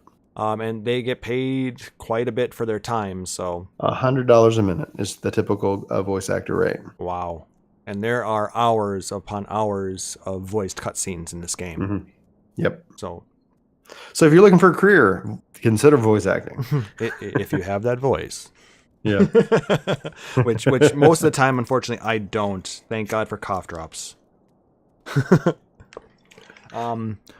Chili, what are your thoughts? Uh-oh. Yeah, it wasn't too bad. Well, I can't go into spoilers, but it needed more Tataru. That's always, I think it needs. More Tataru? Yeah, it always needs more Tataru. Everything needs more Tataru. Everything. And yes, spoiler, Fantasy 14 has a story. Which, as someone that's been leveling up on Gilgamesh, every time I do main story roulette, reminds me that there is a story. And I please no. Let me skip that again. Anyway, yeah, I've definitely really enjoyed the way it turned, and I feel like I predicted how it was going to go, and I think I know how 5.0 is going to go. So yeah, well, at least we think we did. They're the hobbits are going to Isengard. Yeah, remember that time Tataru becomes the Overlord? Good times. Tataru is going to channel her inner Shantado and take over the world. Become the Shadow Lord. I mean, yeah, that'd be a twist. I overall enjoyed it. There were certain parts of it that I thought I didn't fully expect. But they definitely were made for interesting twists in the story. It gives you more questions, Oh, definitely. It raises huge questions. Mm-hmm. In regards to a certain group of people in a certain empire. That's all I'm going to say. Well, beyond the empire. Damn you, Romans! Yeah, the damn Roman Empire. That's exactly it. No, it's like it raises a lot of good questions about them. It also reveals a lot about them, which is really what's like. They've kind of been this, okay, just throw your problems and blame on the empire. It's like, are they good? Are they bad? Like, are they doing good for good reasons? Are they doing, are they just evil? All I'm going to say is we got Arden. Yeah. We got our own Arden. Mm-hmm. And then from the Scion, we get more Scion involved. Essentially the Eorzean Alliance, we get to see them again. Mm-hmm. It's like there's these characters that have been going on behind the scenes. There's these stories that have been going on behind the scenes. We've been liberating Doma and Almingo, and now it's that we're pretty daggum powerful, and we're not as powerful as the Empire, but we have a fighting chance. And it's like, okay, so it's going to be neat to see where this goes, because at the ultimate, shouldn't be a spoiler for anybody, but the ultimate, we've known this since the beginning, since 2.0, there is a big bad named Zodiark. And at some point, he is going to make his way into the story. And that, I think, is going to be really quite fascinating, because that's what also 4.4 helps bring about. More of that, like, okay, it's not talking about Zodiark specifically, but he's there. It's like, I'm wondering, like, at the end of the day, like, who is he? He's lurking in the shadows right now. Yeah. And what's going to bring this about? And some of the questions are being re-raised at this point. Yeah. Nothing's being answered yet, but I know. But that's the best part, is the mystery. And being able to sit here and so for me, it's like Hydaelyn, the rejoining. If you guys don't know what the rejoining is from a lore perspective, it's just every time there's a calamity, Hydaelyn has to absorb one of these like other dimensional versions of Eorzea or like our world, and to kind of heal herself, right? and it's happened 7 times so far, with the last one being Bahamut, who was essentially a calamity of all the elements. So each calamity had a kind of an elemental theme, and then Bahamut represented all. So we're being told, like, from a lore perspective, we're gonna have to have a calamity, and I'm like, okay, and then some people are like, no, we're not, because some people mentally think 1.0 to 2.0 calamity, and I don't know if that's the case. But in my mind, you can have a calamity without having that massive of a shift. But lore-wise, I'm so freaking excited. And that's 4.4 got me excited about the story. And I know there were bits and pieces within the main storyline quests that I just absolutely died of laughter at, too. I think you know which part I'm talking about. I do. Once you go, I guess we're not going to spoil. Yes. Yeah, there's a bit where it's even more burning than the bird. Yeah. That's as spoiler as we're gonna get right now. So if you guys haven't done it, strongly encourage you to go through the main story quest. I believe the only dungeon that you unlock through that is the burn. The burn. Amazing dungeon, by the way. Strongly recommend. Final boss there. Oh, so good. I don't know. I kind of like the final boss of Saint Moshian's as well. Okay. But let's go ahead and talk about the dungeons. We'll skip Alpscape right now, and we'll talk about the dungeons. I think the burn was good. I think Saints Moshians or mushroom cocaine, as Aniro from LVR says. Yep. I did not really care for that dungeon. I think the real true end game boss there was the music. It felt very sleepy. Music was. Like I said, we were talking so much good about the music, but I think that they put too many echo filters on this one, and they just kind of let it slip through. There's been a couple of dungeons that just kind of have that lower key, and it's nice and beautiful. Some, not this one, but some of the other ones that have been, and it kind of is like, oh, lol. Like if you're tired and you're playing that dungeon, it's even harder because that music just wants to put you to sleep. Snowcloak, yes, exactly. So Snowcloak, and then this one. But this one, I didn't really care for the music, but it still has that same kind of like, oh man, like don't play this when you're tired. Like don't tank and run this dungeon when you're tired because it's Honestly, gonna be bad. Sometimes listening to that particular tune hurts my head. Yeah, because of just how the way the echoing hits the different levels of the song, and they clash in a certain way, and it just affects me, and I'm sad to say it hurts my head. But I agree. It's basically they took the overworld music for the hinterlands, and like I said, they it's like you're listening to it underwater through an echo chamber. Yep. And I guess I'm sorry, but not a hit for me. Yeah, it's a total, like, if in my roulette where I only get 2 dungeons, which I really wish they'd fix that. At the end of the day, I really the burn takes it. Far better, far superior. The bosses were good. Like I'm not hating on the other one as much, but it's kind of like I really enjoy the burn, especially that landscape when you come up right before the final boss. Like you see that skybox, and it's just like, holy crap! Like this place is.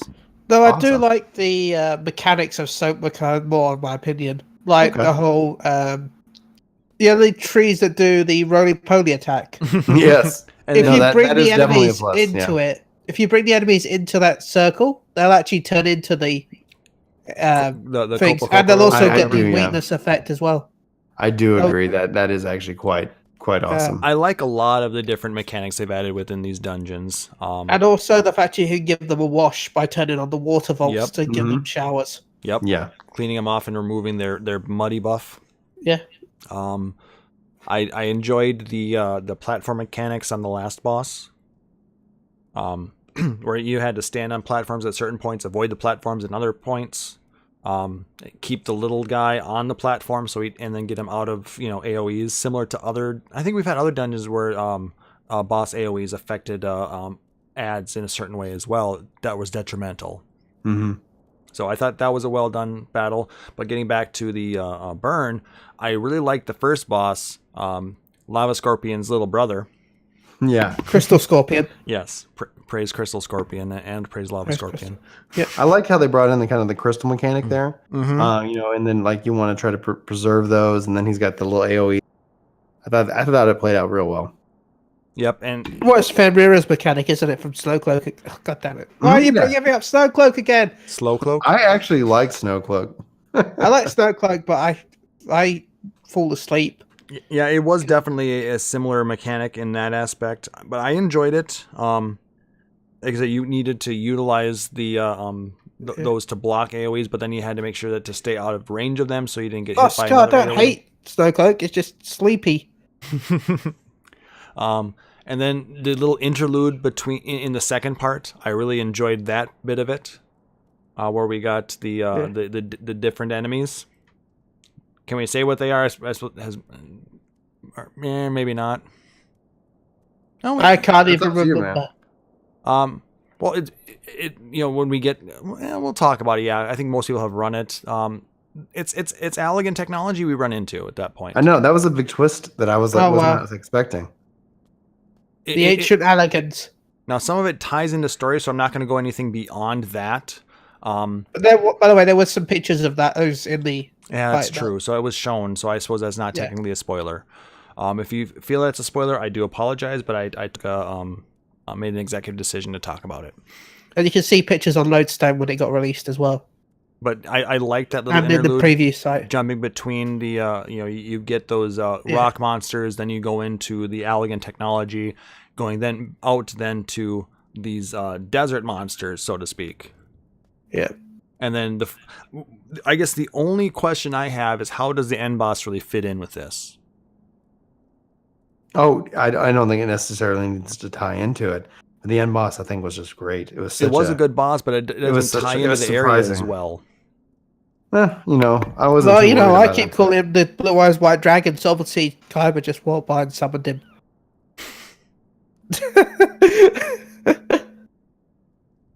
I mean, someone had to kill that thing we walked past. Maybe he had a snack and was there because reasons. But its battle mechanics are very interesting, and yeah, you need to pay attention. Both of the end bosses, you have to pay attention to what's going on. You can't just sleep through those at this point. Yet. But I guess I thought that they were overall well done. Like I said, the only downside for me being the music of Saint Mo Shen's Hard. Other thoughts? On the dungeon specifically? Yeah, dungeon specifically. I just want to not have two in a roulette. Well, that's unfortunately something we don't have much control over, sadly. But don't worry, you'll have 3 in the next patch. Yeah. In the roulette. Meaning 1. Well, 3 because you got the 2 old ones. I've never gotten any of the other 2. Yeah, once the new at least one, the first month you'll get just the 1 again, and then it'll go back. But AlphaScape. Yeah, this has been fun.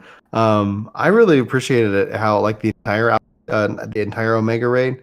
AlphaScape, I would have loved to seen Sephiroth, but outside of him not being present, I really enjoyed all the bosses, and especially because we got to fight a dragon, and I love dragons. Like anytime we can fight, that's why I loved Heaven's Word so much, because it was such a dragon, oriented story. Mm-hmm. But Alexander for me was like, all right. Alexander didn't get interesting until the last bit of Alexander, and so all of Omega has been interesting to me. And this continued it. It was satisfying. It had a satisfying ending. I liked the bosses. My main concern is still the main concern that I've got. Like, I go in, I get my drops, I cap my tomes, and then I have nothing to do for a week. And I'm just not in a position where I'm a savage raider. And so it's Agreed. like, okay, here we go. Like, and so it's kind of like, well, I would play this more if I could, but I guess I have to wait. No big deal. I'm not upset by that fact. I think, when we're talking about the AlphaScape specifically, I think I really liked it. I liked what they did. I love the music of Turn 3. The music is probably the saving grace thing right now, because it is honestly one of the more difficult ones for people to get through because of that specific laser mechanic. Mm-hmm. Yeah. If you're not paying attention to it, or if you only run it a couple of times, you are going to have a tough time. Sorry, but you are. You need to find somebody. If you're bad at it, find somebody who's good at it, mark them, and just stand where they stand. So that way you don't have to think about it. Unless they're a monk, because they won't care. Yeah, I'm hitting. Why don't you care? Because it hurts a lot. It does. It's a hard hitting thing. Oh God, yes. I mean, you will not be able to take 2 of them. Yeah. And I as a tank, I've like, because it's different, Tank because privileges. as a tank, I'm standing in front of him, so it's okay. I don't want to call out left or right, because it's it's different like for it's you. going to be different because everybody else is behind them, so it's going to be right or left. Yeah. So it's like, Also, remember that his left or right can change as well, because when he spins left, yeah, you could then do right, which is technically left. So you need to. It's all perspective based on whether he's facing forward or backwards, or forward or backwards, Forward and back, or forward or backwards. Anyway, then one step forward. I liked the end boss. I thought it was a very interesting way of doing the whole. I mean, it's been spoiled, Adam and Eve, but I'm not going to go into any more detail on it. I thought they did a pretty good job of how they implemented that. It's not necessarily that, but it is. But if you know what I mean. Yeah. I mean, and how Omega went about getting into that form is kind of interesting. Yeah. The whole cutscene with that was enjoyable. Like I said, if you don't have to be a Savage Raider to do this. Like I said, that's why I'm glad they created the story mode version, so the people who don't have the time to invest into Savage raiding or hardcore statics don't have to be held back from experiencing content, firsthand, instead of having to go watch it on YouTube like we had to with the Binding Coil of Bahamut. But no, I do encourage you to go and experience it, because I thought that the entire Omega Raid series had a very interesting story, especially the dynamic we got between Nero and Sid. Yeah. Oh, I love that dynamic. I sadly missed that for the majority of this story. Yeah. It was good to see it come back, because I was like, what's going on here? And it's really cool. And then at the end of it, so funny. We're not going to spoil it, but it just cracked me up. All I'm going to spoil about the ending is have a look out while you're around the world. Be on the lookout. Yes. Oh, that's such a cool touch. I love that they do that. That's so classic. And there's I'll touch into it on the next show, but there's the naming of how everything ties together. It's just too beautiful. Mm-hmm. Though I think Alphascape wasn't the original name for this raid tier. What do you think the original name was? Well, if you go into Savage, it actually puts you under Psyscape. So, whether Alpha or Psyscape is the original name, who knows? Interesting. Well, it pops up as Alpha for you, but if anyone looks on your friends list, you're in Psyscape. If you haven't done the content and you're struggling with it, Work to Games put up 4 guides covering the different fights. Just self-plug. youtube.com/work2game. Something like that. Just search for Work to Game and you will find them. Or like I said, we did link them up in the in the Twitch notes. We will also do it in the show notes on the podcast version. So do check that out. By the way, while we're talking about raiding right now, if you do like Dancing Mad, remember you can go back to Farm Kefka to get his music now. Okay, good to know. Gonna have to go get that.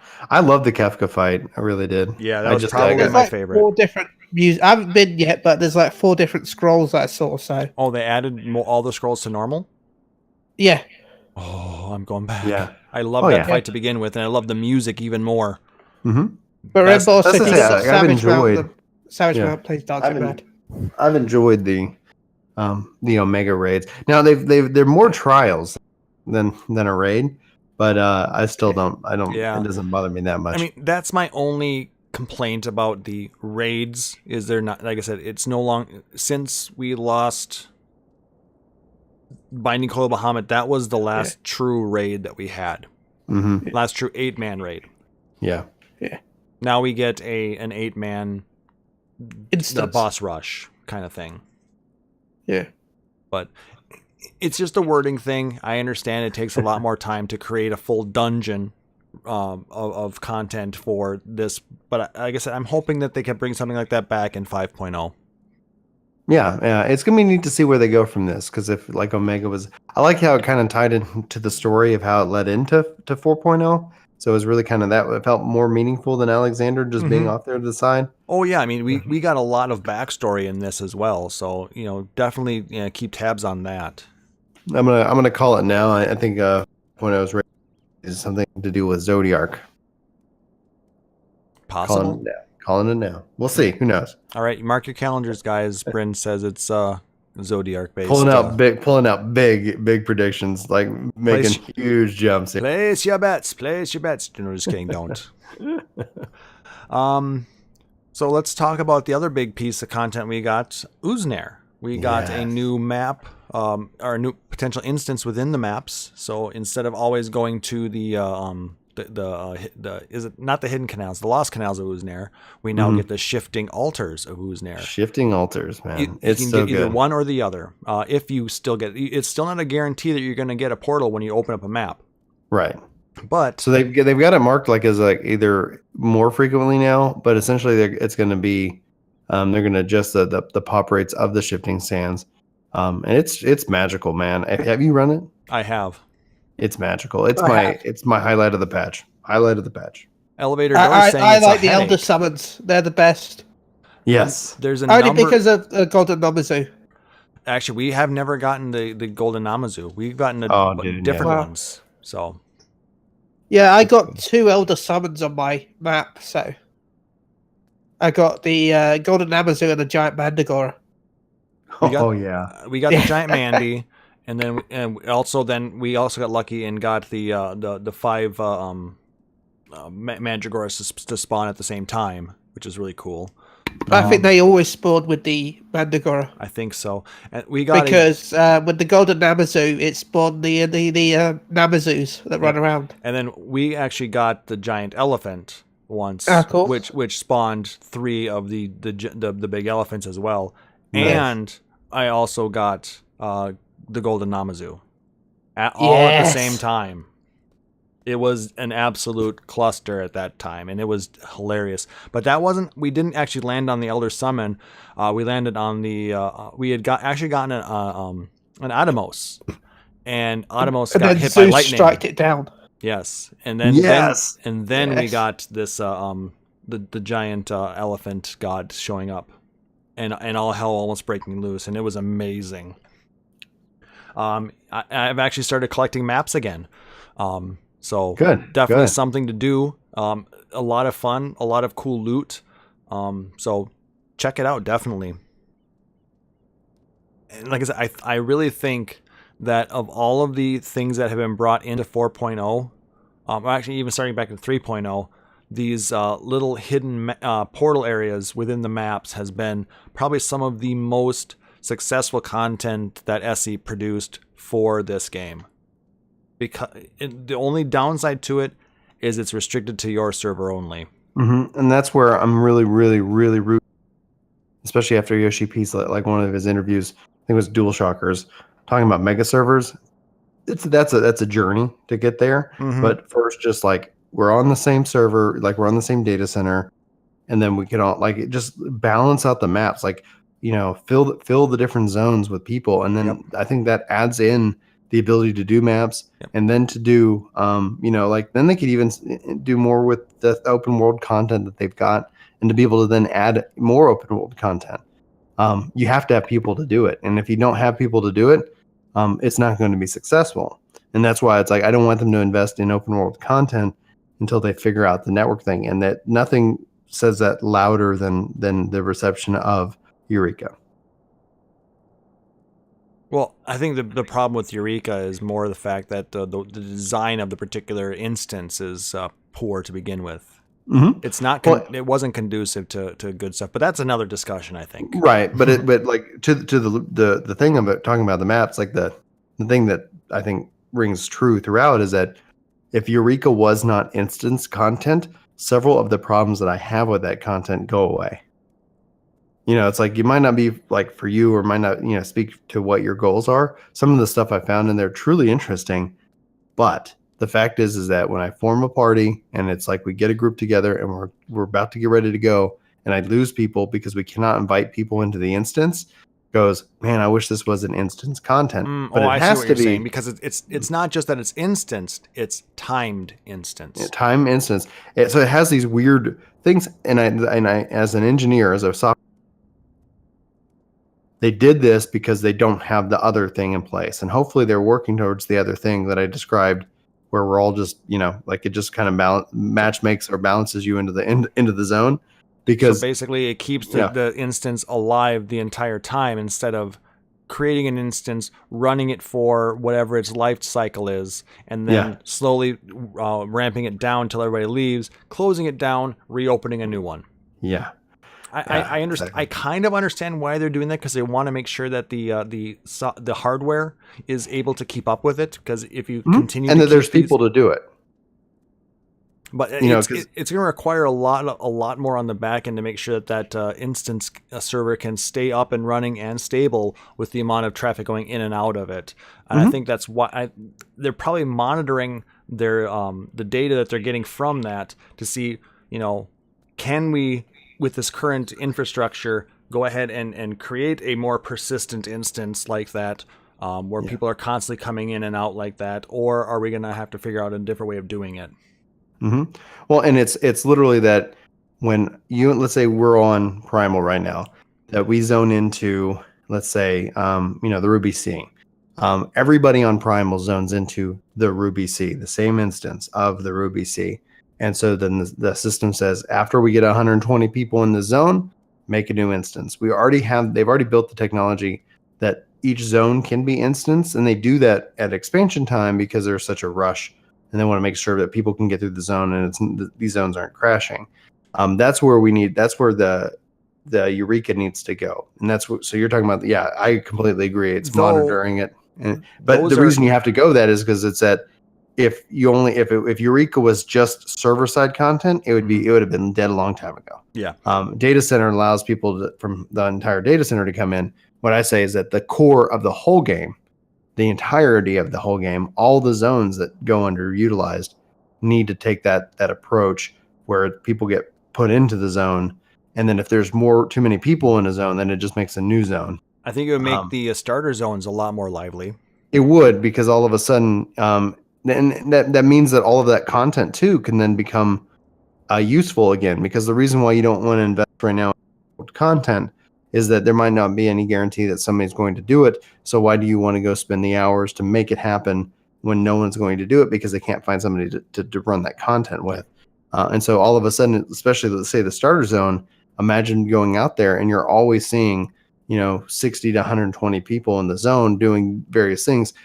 I think it's better for the community, and that moves us towards that big thing. Anyways, I think again, like, it all boils down to my issue is, it's like, I think it's a technical thing that hopefully, it sounds like they're working on from the interview that Yoshi P gave with DualShockers. And I that makes me excited about the future of the game, because 3.5 introduced the cross world party finder, and that is amazing. That's such a huge asset to the game. Hopefully we keep seeing that direction. I really hope that we see it too. Like I said, I think they're making strides towards that, but like I said, the current way that they do the instancing within the new expansions is it's persistent expansions on server side only. So like I said, Hyperion has 3 versions of Zone X, but as does every other server out there, and then they stay up, and then you go into a random server at that point.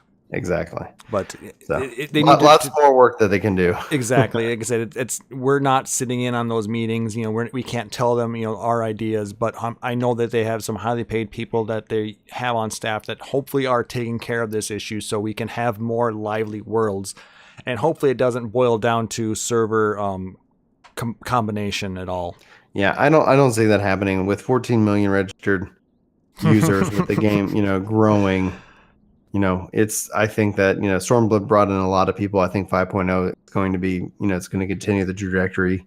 Yeah, I really don't believe that number, unfortunately. But registered is not subscribers. Yeah, it's also not concurrent players. It's not people active at any given time. Yeah, and in fact, like in the industry, and you're probably well aware of this, we actually only really care about daily active users. Yeah, exactly. Daily active users is the bread and butter of anything.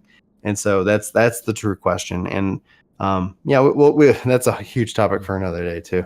And I can see, having 14 million people who have played the game, that means there's 14 million accounts worth of data out there too. Mm-hmm. Which probably, 12 million of that is sitting there stagnant.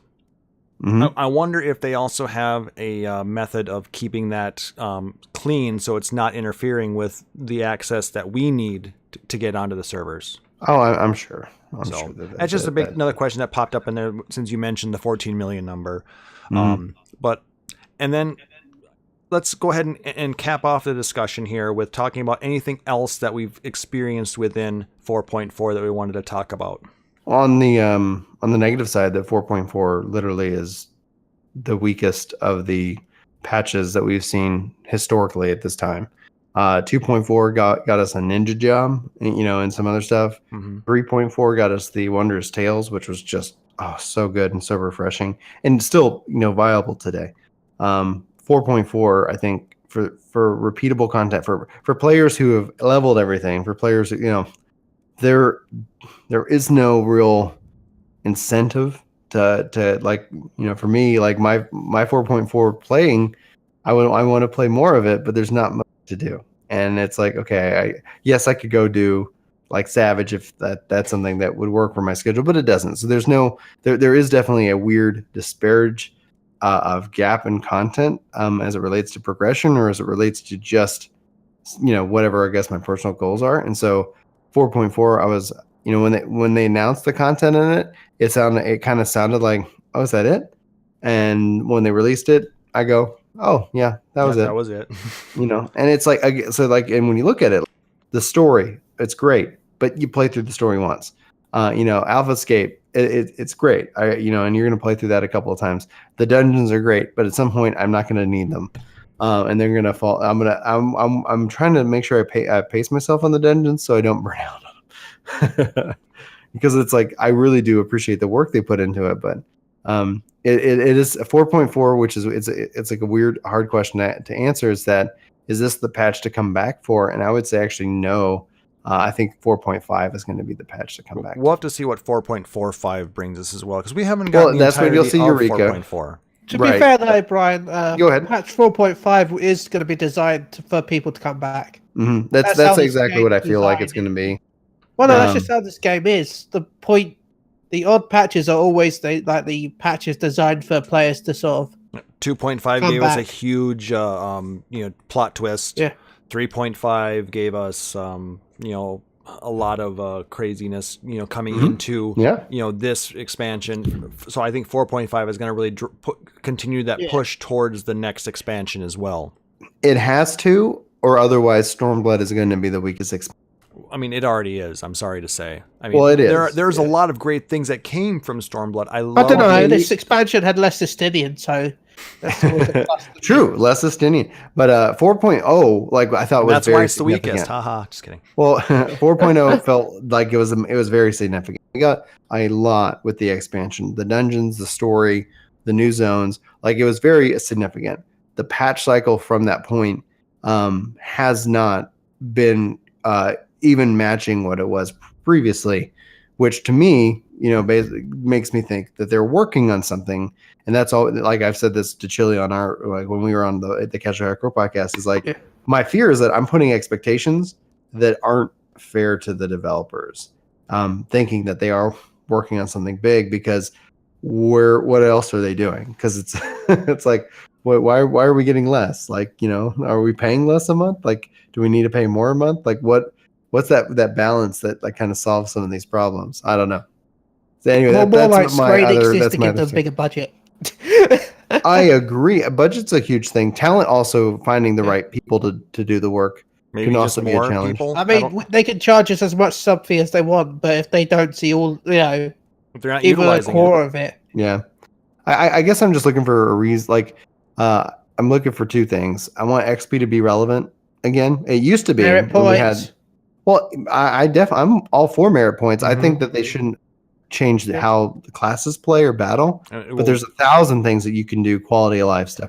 Chili, you had a really cool idea about how you could use like the Wondrous Tales book again to be able to get rewards for like different kinds of content, because it's like, okay, well, I can't go to Eureka, but it'd be cool if I could participate in it some other way.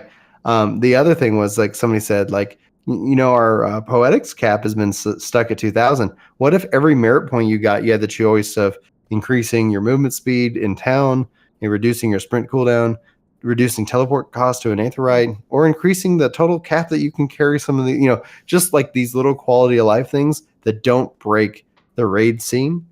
So if the raid scene's like, if you don't have 1,000 merit to participate, no one wants that.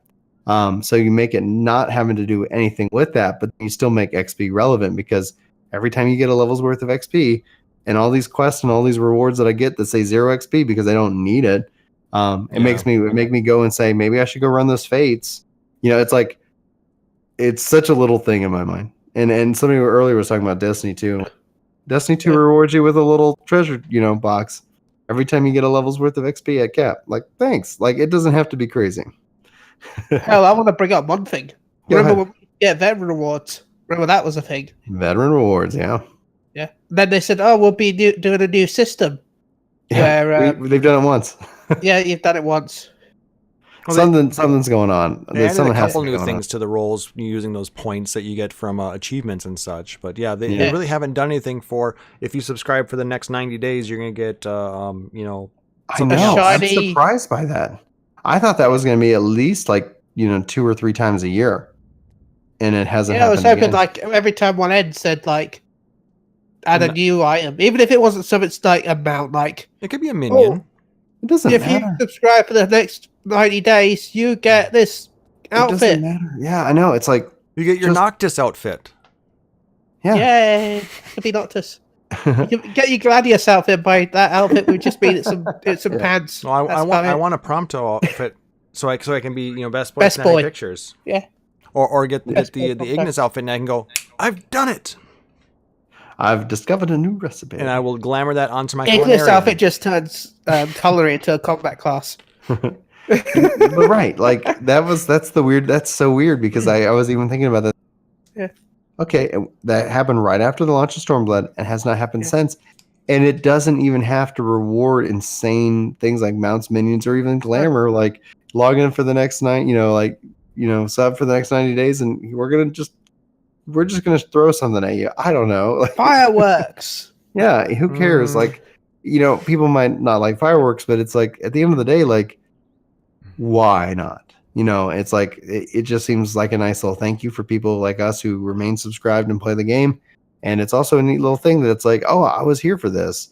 Yeah. And when they announced it, I was like, that's actually a pretty smart system. And then I'm just like, why haven't we done that again? And I'm hoping somebody asks Yoshi P that. And if I get the opportunity to talk with him at FanFest this year, that's definitely a question. I'm going to be like, so you did this. Are we ever going to see that again? I thought that was a cool system. That's definitely a good thing to ask. I wanted to actually comment on the Doman Enclave. Oh, go ahead. Because I am enjoying the new stories we're getting from it.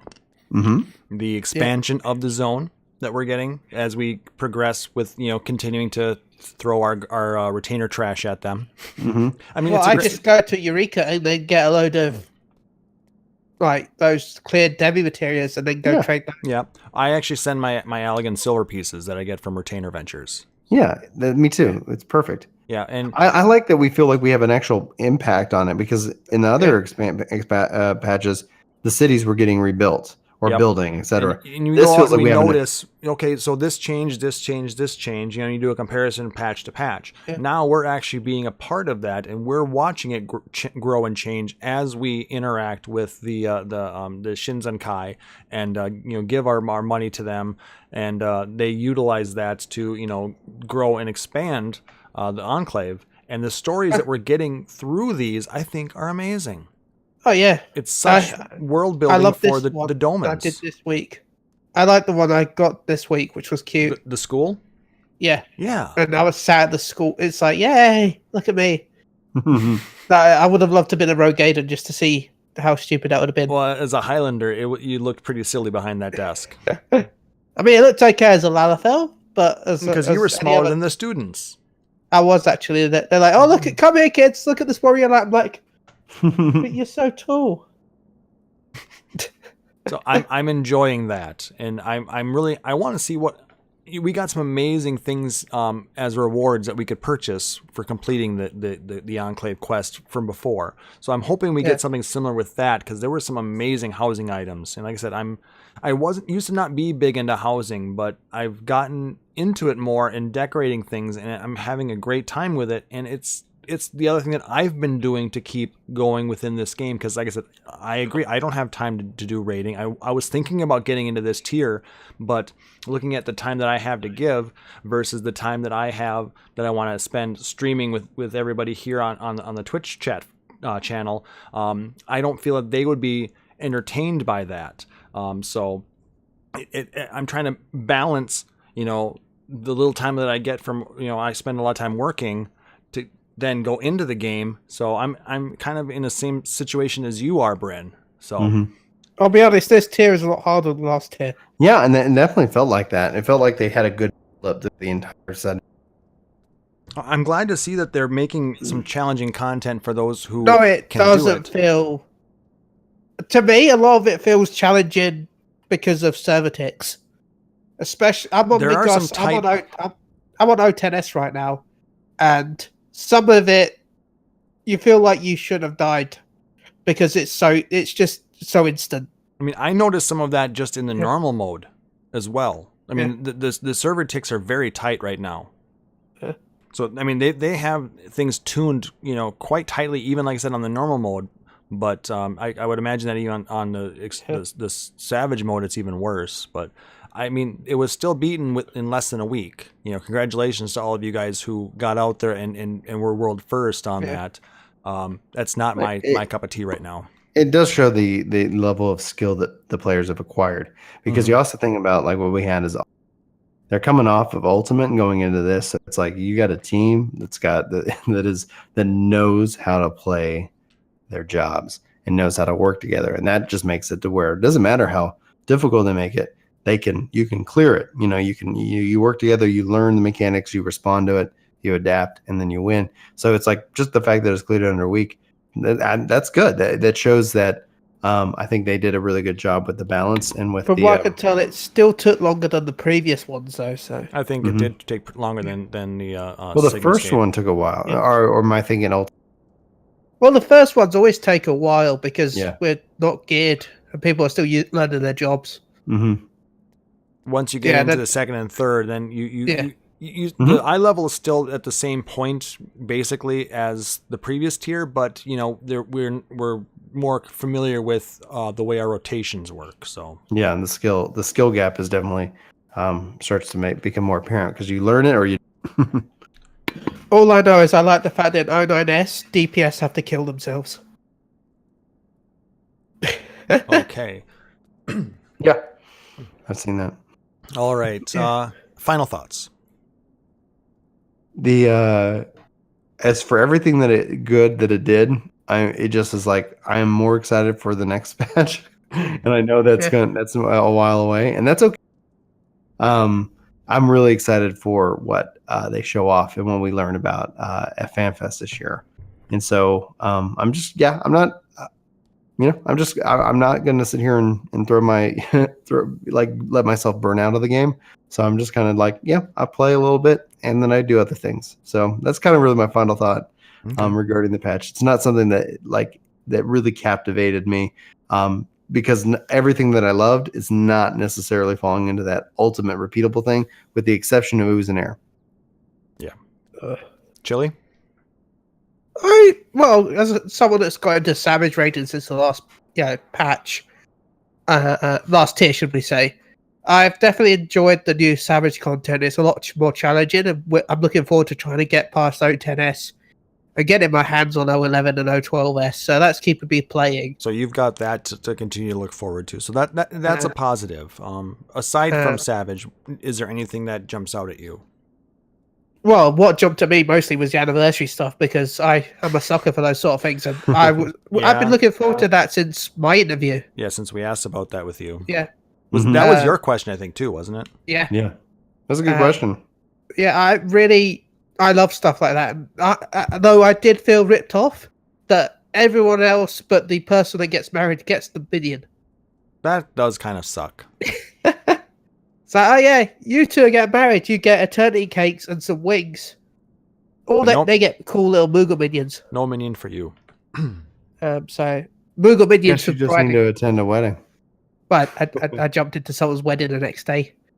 Dom Dom's, in fact, she's watching right now. It was a good wedding. But yeah, so far I've really enjoyed 4.4, and I'm looking forward to Eureka, even though I still have to do Pagos. Yeah.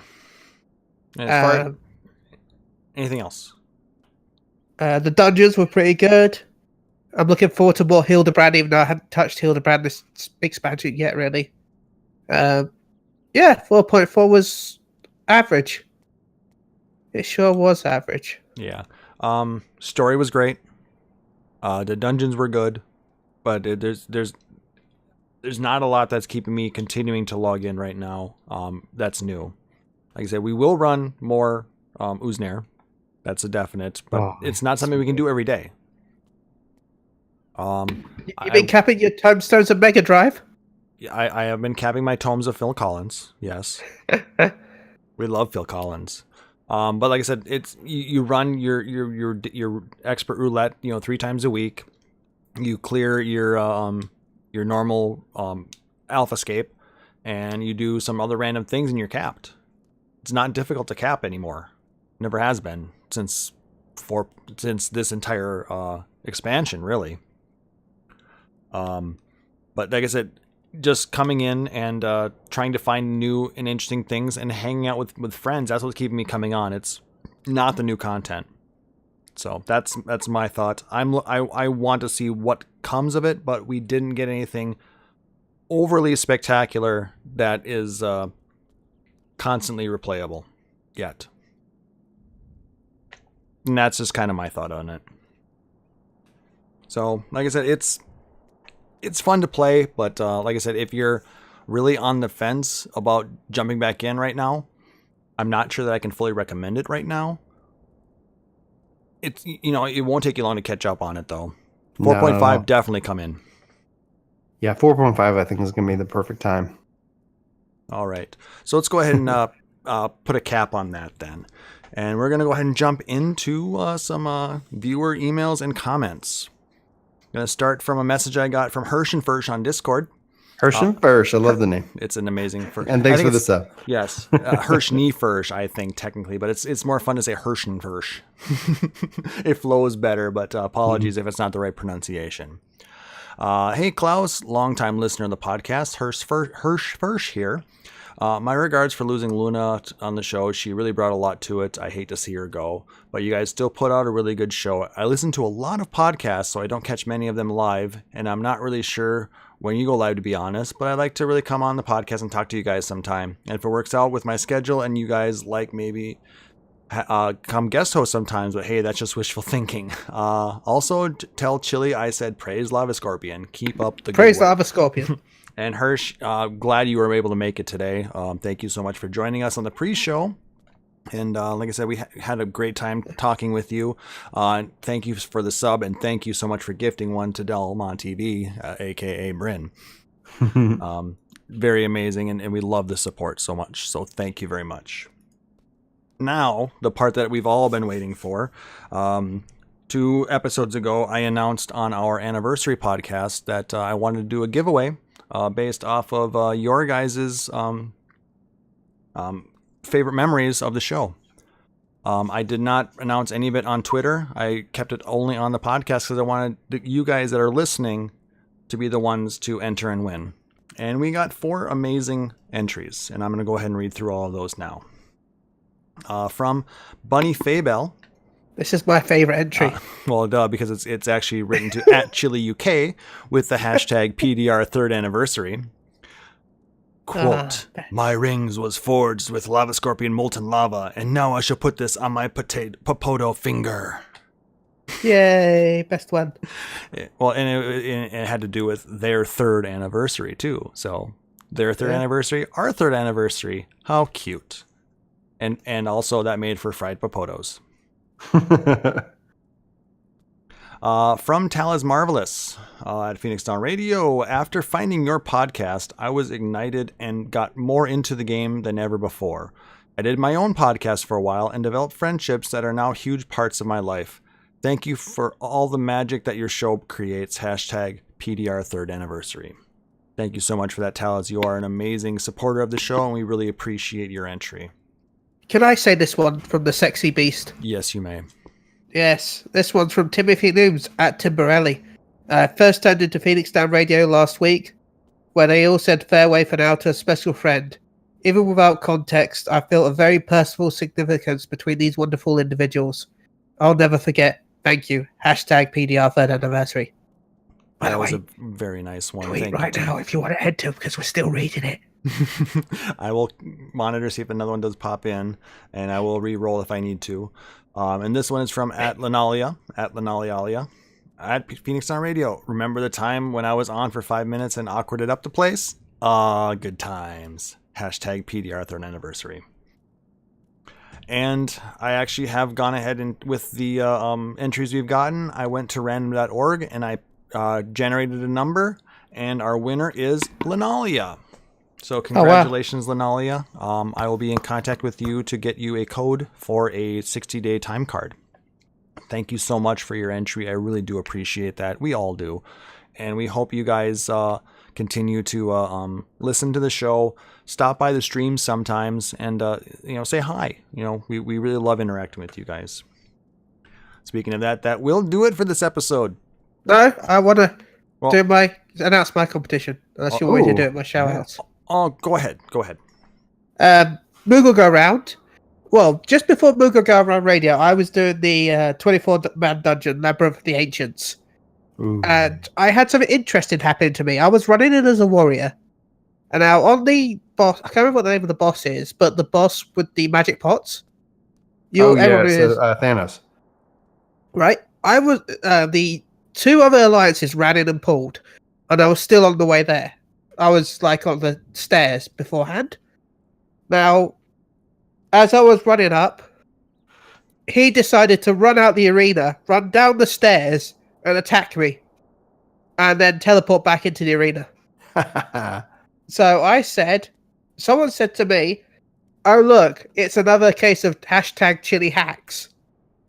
So I decided to announce a competition where if someone tweets hashtag chili hacks between last Moogle Go Around Radio and our next Moogle Go Around Radio, you'll have a chance to win a mount of your choice. So remember, hashtag chili hacks. Or hashtag chili hats. Because hashtag chili hacks, chili hats. Yeah. All right. So, make sure to go out to the social medias and tell everybody that hashtag chili hacks. Watch I get banned one day. God, I hope not. Hashtag chili hacks. Hashtag chili hats.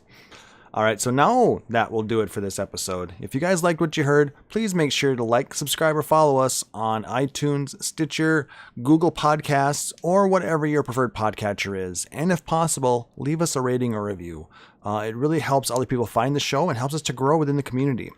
And if you're really digging the show, you can always consider subscribing here at Twitch. If you're listening to the podcast, you can come check us out live at twitch.tv/Phoenix Down Radio. And if you have Amazon Prime, you have a free Twitch Prime subscription that you can use to support your streamer of choice. It doesn't necessarily have to be us, but we prefer that you don't waste it. So go ahead and use that every month and support a streamer out there that they really would appreciate it. Perhaps Work to Games Twitch stream at twitch.tv/Work to Game. Yeah. Oh, wow, thanks for the plug. But I would say, why not Phoenix Down Radio? She was I tag. There's a lot of amazing streamers out there. Just make sure it doesn't go to waste. That's all we ask. Or you can always support us out on patreon.com/Phoenix Down Radio, like the amazing Rory Fenrir. All of that type of support helps us to do some of the extra things like the giveaways, helps also to cover some of the back end hosting costs, and helps us to grow the show, because unfortunately these aren't free. We do try and put as much of our money into it as possible, but every little bit helps, guys. Not gonna lie. We're not living like Ninja here, but we're still doing it because we love doing it. But regardless, any kind of support, whether it's emails, likes, tweets and retweets, or whatever, it's always greatly appreciated. We love interacting with you guys and the entire community.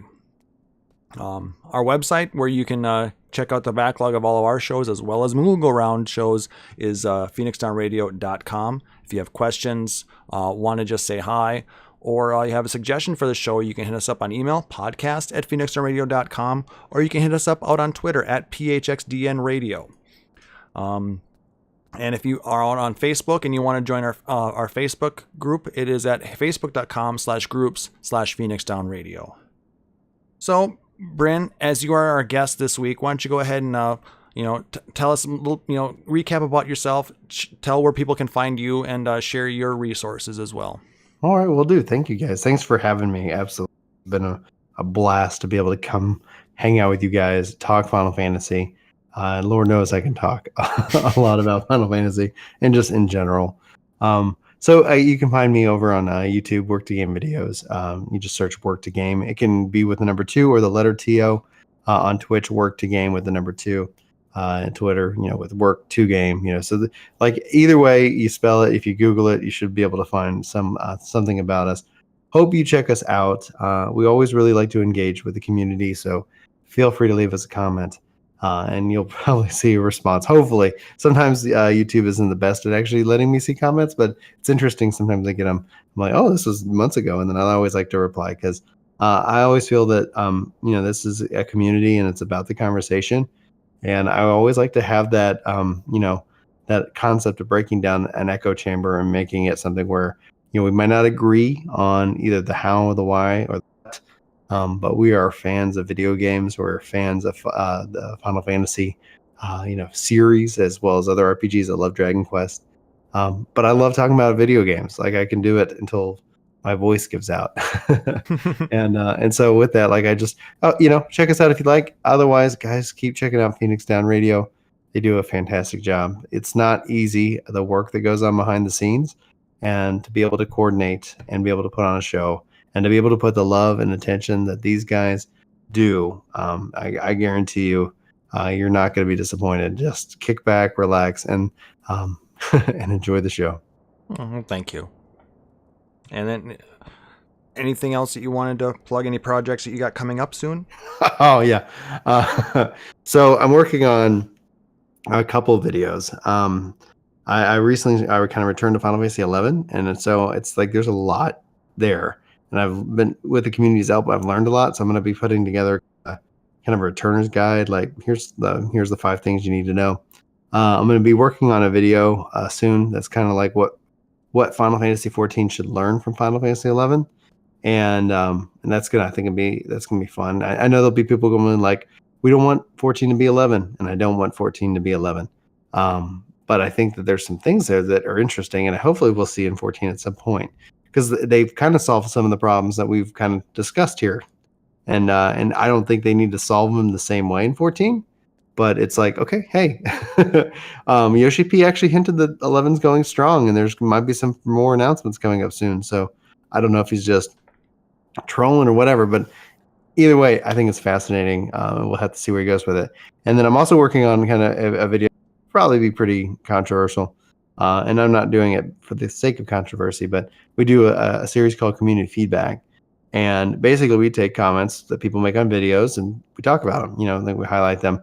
And so we're going to be doing kind of a real, what we're calling a White Knights edition. So it's going to be called Can Final Fantasy 14 Be Saved?